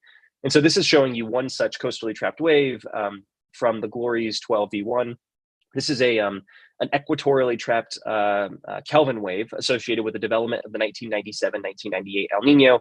And these shading here is sea surface height anomalies. What you'll see is this equatorially trapped Kelvin wave slams into the South American coastline. Its energy is converted into a coastally trapped wave, and it propagates up the coastline through the Gulf of Mexico, or Gulf of Baja, through Baja California, around the tip of Baja California, and along the U.S. West Coast. So these were just the science questions that we were after for this particular paper. And so as part of that analysis, we need to further verify whether Glories was sort of fit for task, whether we could use it as a tool to verify the forecasts, or if we needed to use in situ measurements at very discrete locations. So what you're seeing here are just a verification of Glories relative to tide gauge stations up and down the North America, or the United States West Coast, where black is the tide gauge and Glories is the nearest Glories grid cell is in red. And these are monthly mean data. The correlation between the two is in the title of each of these. And basically the take home point here is that Glories once again performs extremely well, at least for our purposes here, along the US West Coast. And to our knowledge, none of this data is actually assimilated into the product, just satellite altimetry is. So overall, we were super impressed by how well Glories was doing, and we certainly thought it was fit for task for using it as a verification tool for these products. So as part of this research, we needed to quantify the variability associated with coastally trapped waves as they propagated up the US West Coast. So once again, using the Glories product, we were able to isolate coastally trapped waves moving from the Western equatorial Pacific all the way over, near the Indo-Pacific warm pool, as they propagate along this red path from the west to the east, run into South America, go up the Central American coastline, enter the Gulf of California on the east, exit on the west, wrap up through North America, and cross the Canadian border here on the northwestern side. And so if we trace the path of these coastally trapped waves in Glories, we can absolutely see their propagation across this sort of 25 to 30 kilometer path, all the way from the Western equatorial Pacific to the Gulf of Alaska. So what you're seeing here is a Havmuller diagram that just traces a packet of these waves associated with the development of the 2015-16 El Nino. These are sea surface height anomalies, and they're unfiltered, but we can start to see a more clear coastally trapped wave signal if we apply a wave number filtering and then a time filter as well to sort of capture that subseasonal time scale associated with these Kelvin waves as they go by. But you'll see downwelling Kelvin waves propagate all the way from the Western equatorial Pacific all the way to the Gulf of California, or Gulf of Alaska, over the span of about 120 days. So again, Glories is a super powerful tool to be able to see these things, and we were able to verify these features in tide gauges as well. So again, I can't show you all the results, but I'll just sort of summarize for you what the paper ends up telling us. It tells us that the ECMWF subseasonal to seasonal forecasting model does have dynamical forecast skill of predicting sea level along the California current system on subseasonal to seasonal timescales, particularly in weeks 3 to 7, and generally forecasts initialized with an active coastally trapped wave at initialization. They tend to have a higher skill. So again, you can scan that QR code if you're interested in more details about the paper. And then finally, I just very quickly want to summarize this paper looking at bottom marine heat waves around North America. And this, Ronan and Marie gave a really nice presentation for the Mediterranean Sea, but I wanted to also give you a sense for how we're thinking about marine heat waves in the United States and around North America. Whereas Ronan was looking at subsurface marine heat waves in the upper 100 meters, here we're thinking about marine heat waves specifically at the sea floor along the continental shelf. And the thinking behind that is that there are a series of demersal and benthic marine species, things like snow crab, lobster, Pacific cod, These are critters that live very near or on the seafloor, and they can respond very strongly to bottom temperature variability. For example, Bering Sea snow crab declined by 84% after a 2018 marine heat wave along the bottom of the seafloor in the Bering Sea. Pacific cod declined by 70% after a 2015 heat wave in the California current system. And then in the Northeast US, lobster landings actually increased during a 2012 marine heat wave. So it's not all bad news, but that was also in response to a subsurface bottom marine heat wave. So we're interested in thinking about marine heat waves and how they unfold along continental shelves along the sea floor.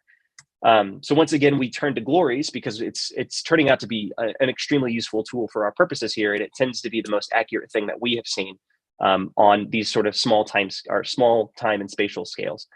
And as a part of this project, we also worked to further verify that GLORIES well represented bottom temperature variability around North America. So this figure is just showing you bathymetry in GLORIES down to 400 meters, which we define as the continental shelf.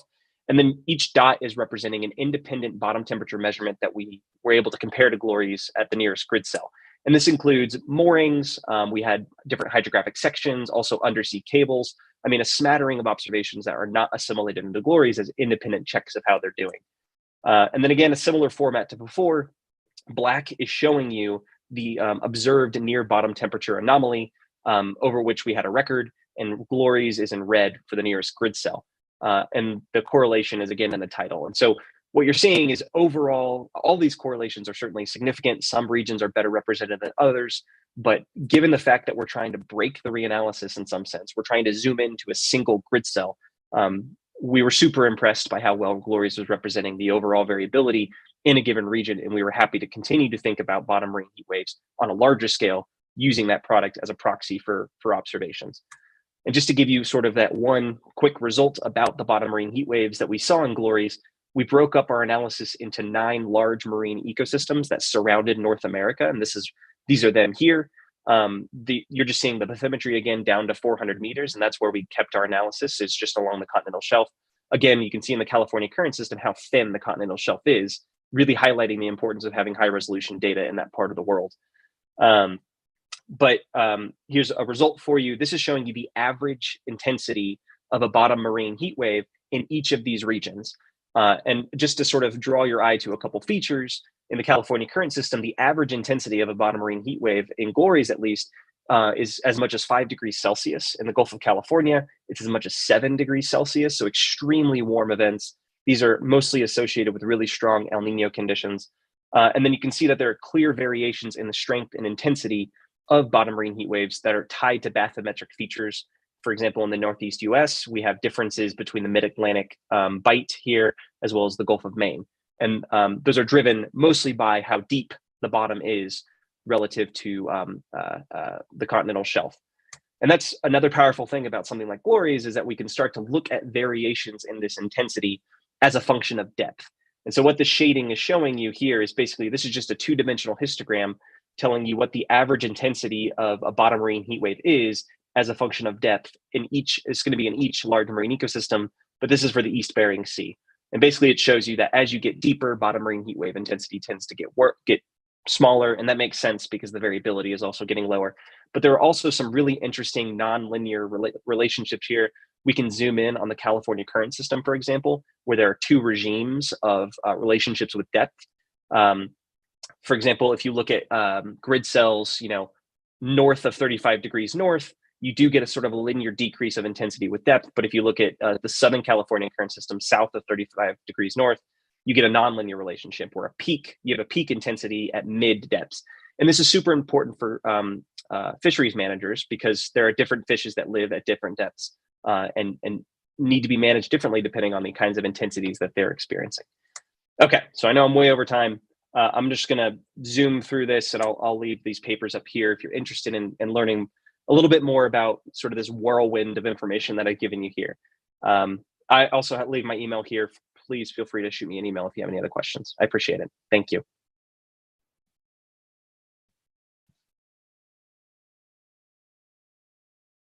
Thank you, Dion. Maybe we have time for one quick question. Yeah.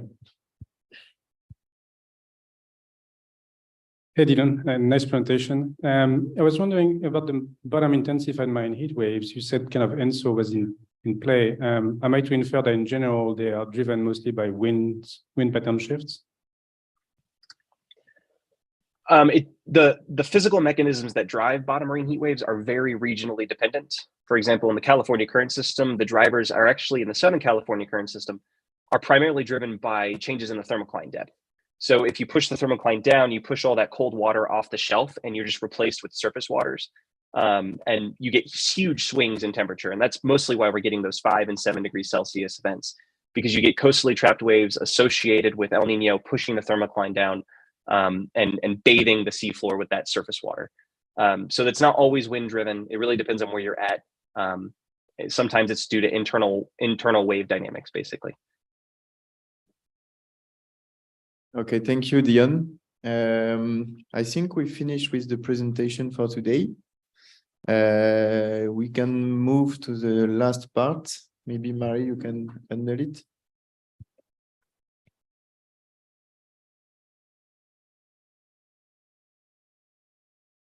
Thank you. We'll be very quick because I think everybody's tired now, and we'll give some practical information for tonight after. Okay. So you still can share your thoughts. You still can answer the Slido poll if you want to. We have made a summary of what have been the answers so far, but it's going to stay open today, and tonight will change for another one. But if you want to answer while we talk, while I talk, but the others, don't hesitate to interrupt. Okay. So the summary. Okay. What did you mean? No, I guess that is just to point out that we saw today like a wide range of applications of using Reanalyses data, just to see that also the main requirements change regarding the application. So, but in general, we can say that temporal and spatial resolution are requested, longer time series, better education about uncertainties as well. We talk about river forcing, nutrient data, and maybe some sea ice improvement in the Reanalyses data as well. And I think we have more information about additional variables from the survey also, from Slido. So maybe next slide. Yes. Oh. This one I can do. This one was what on the rating you gave to the documentation we produced. Well, I think this was meant mostly the documentation from the Siemens Reanalyses, but this applies probably. It would be nice to extend this question to Reanalyses in general, but at the moment we obtain quite a good rating for the documentation, but it's not perfect. So it means that we need to improve. There is still room for improvement. So it's a 4. Okay. Thank you. We can go next. So we asked people to rank what they thought would be the next improvements, the next to rank by order of interest. The next improvements we could apply to Reanalyses. So higher spatial resolution comes first, and longer period coverages is also in the, well, it's in second position, so it's very important also for users. Then higher temporal resolution, higher vertical resolution, and additional variables are coming out in this order. So it's interesting for us to note that higher spatial resolution is still important. Thank you. So among the new variables that were asked for, so you have selected Valentina and Tony, just a few. There are others, so we will compile everything. And so we noted bathymetry, river discharges, current velocity, including Stokes drift, biological and biogeochemical variables. There are some missing low intermediate trophic levels, full spectral wave data, tides, nutrients, and suspended matter. And also we noted a higher temporal resolution in some cases. Yeah. So there is also a question on what do you expect, what expected features of the future digital twin oceans are the most interesting for you? Meaning a cloud-based storage with computing facilities, etc. So we asked them to rank by order of preference. And so the wide range of data sources in a single place has success. Then modeling tools arrive in second. And then processing tools for validation, computing facilities, and processing tools for intercomparison. So I wonder why it's the last one. Maybe they expect us to do the intercomparison. So that's our work still. Okay. Was there another one? Okay. So that was it. Do you have questions or comments or reactions? Not yet. Can we go out? We do the last two Slido questions. They ask for the wind reanalysis. Yes. There was also Slido questions. So there was a Slido question on the wind. Why do we not disseminate winds together with the Reanalyses products? And so this is not yet the case. This is something we are trying to do. We've been trying to do for some time, but it's not authorized today. We cannot disseminate the atmospheric forcing that goes together. But there are winds in the Marine Service catalog. There is a thematic assembly center that provides reprocessed winds. So it's nice also as a validation tool for your forcings. And very well, it's good to know that there are some winds actually. And also there was a question on why Reanalyses products are not stored on hourly basis. This question was related with the fact that tides are, well, we don't see tides if we don't have hourly products, but actually global Reanalyses don't have tides yet. The ones we disseminate in the Marine Service, they don't have tides yet. And so I think we disseminate daily and maybe hourly at the surface for GLORIS 12, but I'm not sure. Maybe not, no, not yet. But the Reanalyses, the regional Reanalyses, for some of them, many of them do have hourly data at the surface because they have more processes, including tides, and it's worth showing, it's worth having this temporal resolution. So it's already the case for some of the Reanalyses in near coastal areas. That was all we had. There is a question on, do we plan to provide wave peak period and directional spreading for the different sea states decompositions, swell 1, swell 2, wind wave? So for this, I have no clue. Is it something, do you want?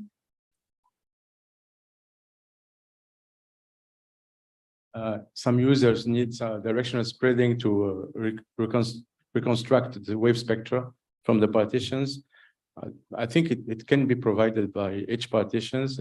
It can be an evolution for the future, maybe wave reanalysis. However, for the wave spectrum, it's really depending on, capacity of archiving and providing the data. So yeah, but it can be discussed. We can afford to have wave spectra at a grid resolution of 1 degree, for example, which can cover some area, and users can use it for downscaling, for example, of wave models. There are room of finding, yeah. At least when they have directional wave spectra over the partitions, so they can reconstruct the wave spectrum. The directional spreading. Okay, thank you. Do you want to ask the last question to Anouk? Yes, Anouk, there is a question for you. Could you share your thoughts about the best way to collect nutrient data series to validate numerical models? Will be better a fixed station or Lagrangian data from gliders? Are the nutrient sensors confident nowadays? Yeah, I made a plea both for providing model data at the boundaries, and in my mind that was simply, I think that information is in the model, but it's not shared. That was my reasoning, and then my other plea was for collecting data in near river mouths, so to quantify the amount of nutrient loads to the coastal waters, and their observations can be done. And yeah, indeed, for nutrient sensors, there are some maintenance issues I've understood, but yeah, maybe if it's close to shore, it can be done. I don't know. But yeah, I think we need both the observations, at least collect the information and make them available, because I know a lot of observations are available, but you cannot find them unless you know the people that have them. So that's not really about observations themselves, but more like data management. And then also develop the models, but that's ongoing, I understand. Okay, so thank you. A last question, very short one, because I see the faces there. It's not a question, but can I make a comment? Can I make a comment? There was a survey about what new data sets the users would want, and the respondents said bathymetry. I'm not sure if they meant the actual bathymetry, which is available from Emodnet, for example, if they meant the bathymetry from the reanalysis models. So the bathymetry from the models becomes important to know when we try to nest our own models in Copernicus models. So that we know that, for example, at the open boundaries, the two bathymetric sets match, which becomes important when prescribing fluxes, just to make sure the fluxes are the same. So it's important to know for the modelers what bathymetry was used in the actual Copernicus models. So that would be one data set very useful to local modelers. I was just wondering if it's not already in the static files. Yes, it is. It is actually available, but not from the viewer. It's available from, you have to connect to the FTP, I think, and then you access static files. And among the static files, there is a bathymetry used by the model. So that's information that is stored, but not very visible. So maybe put that thing more visible. Yeah. Okay, thank you. And so maybe we can just close the online session first and say, see you tomorrow to everybody. There is a session on, we're going to continue with the evaluation of ocean reanalyses. And it's starting at 9 tomorrow morning. And so see you online. Thank you for your participation online. Bye-bye. Yes. Thank you. And so for the in-person people, the lucky in-person people, there's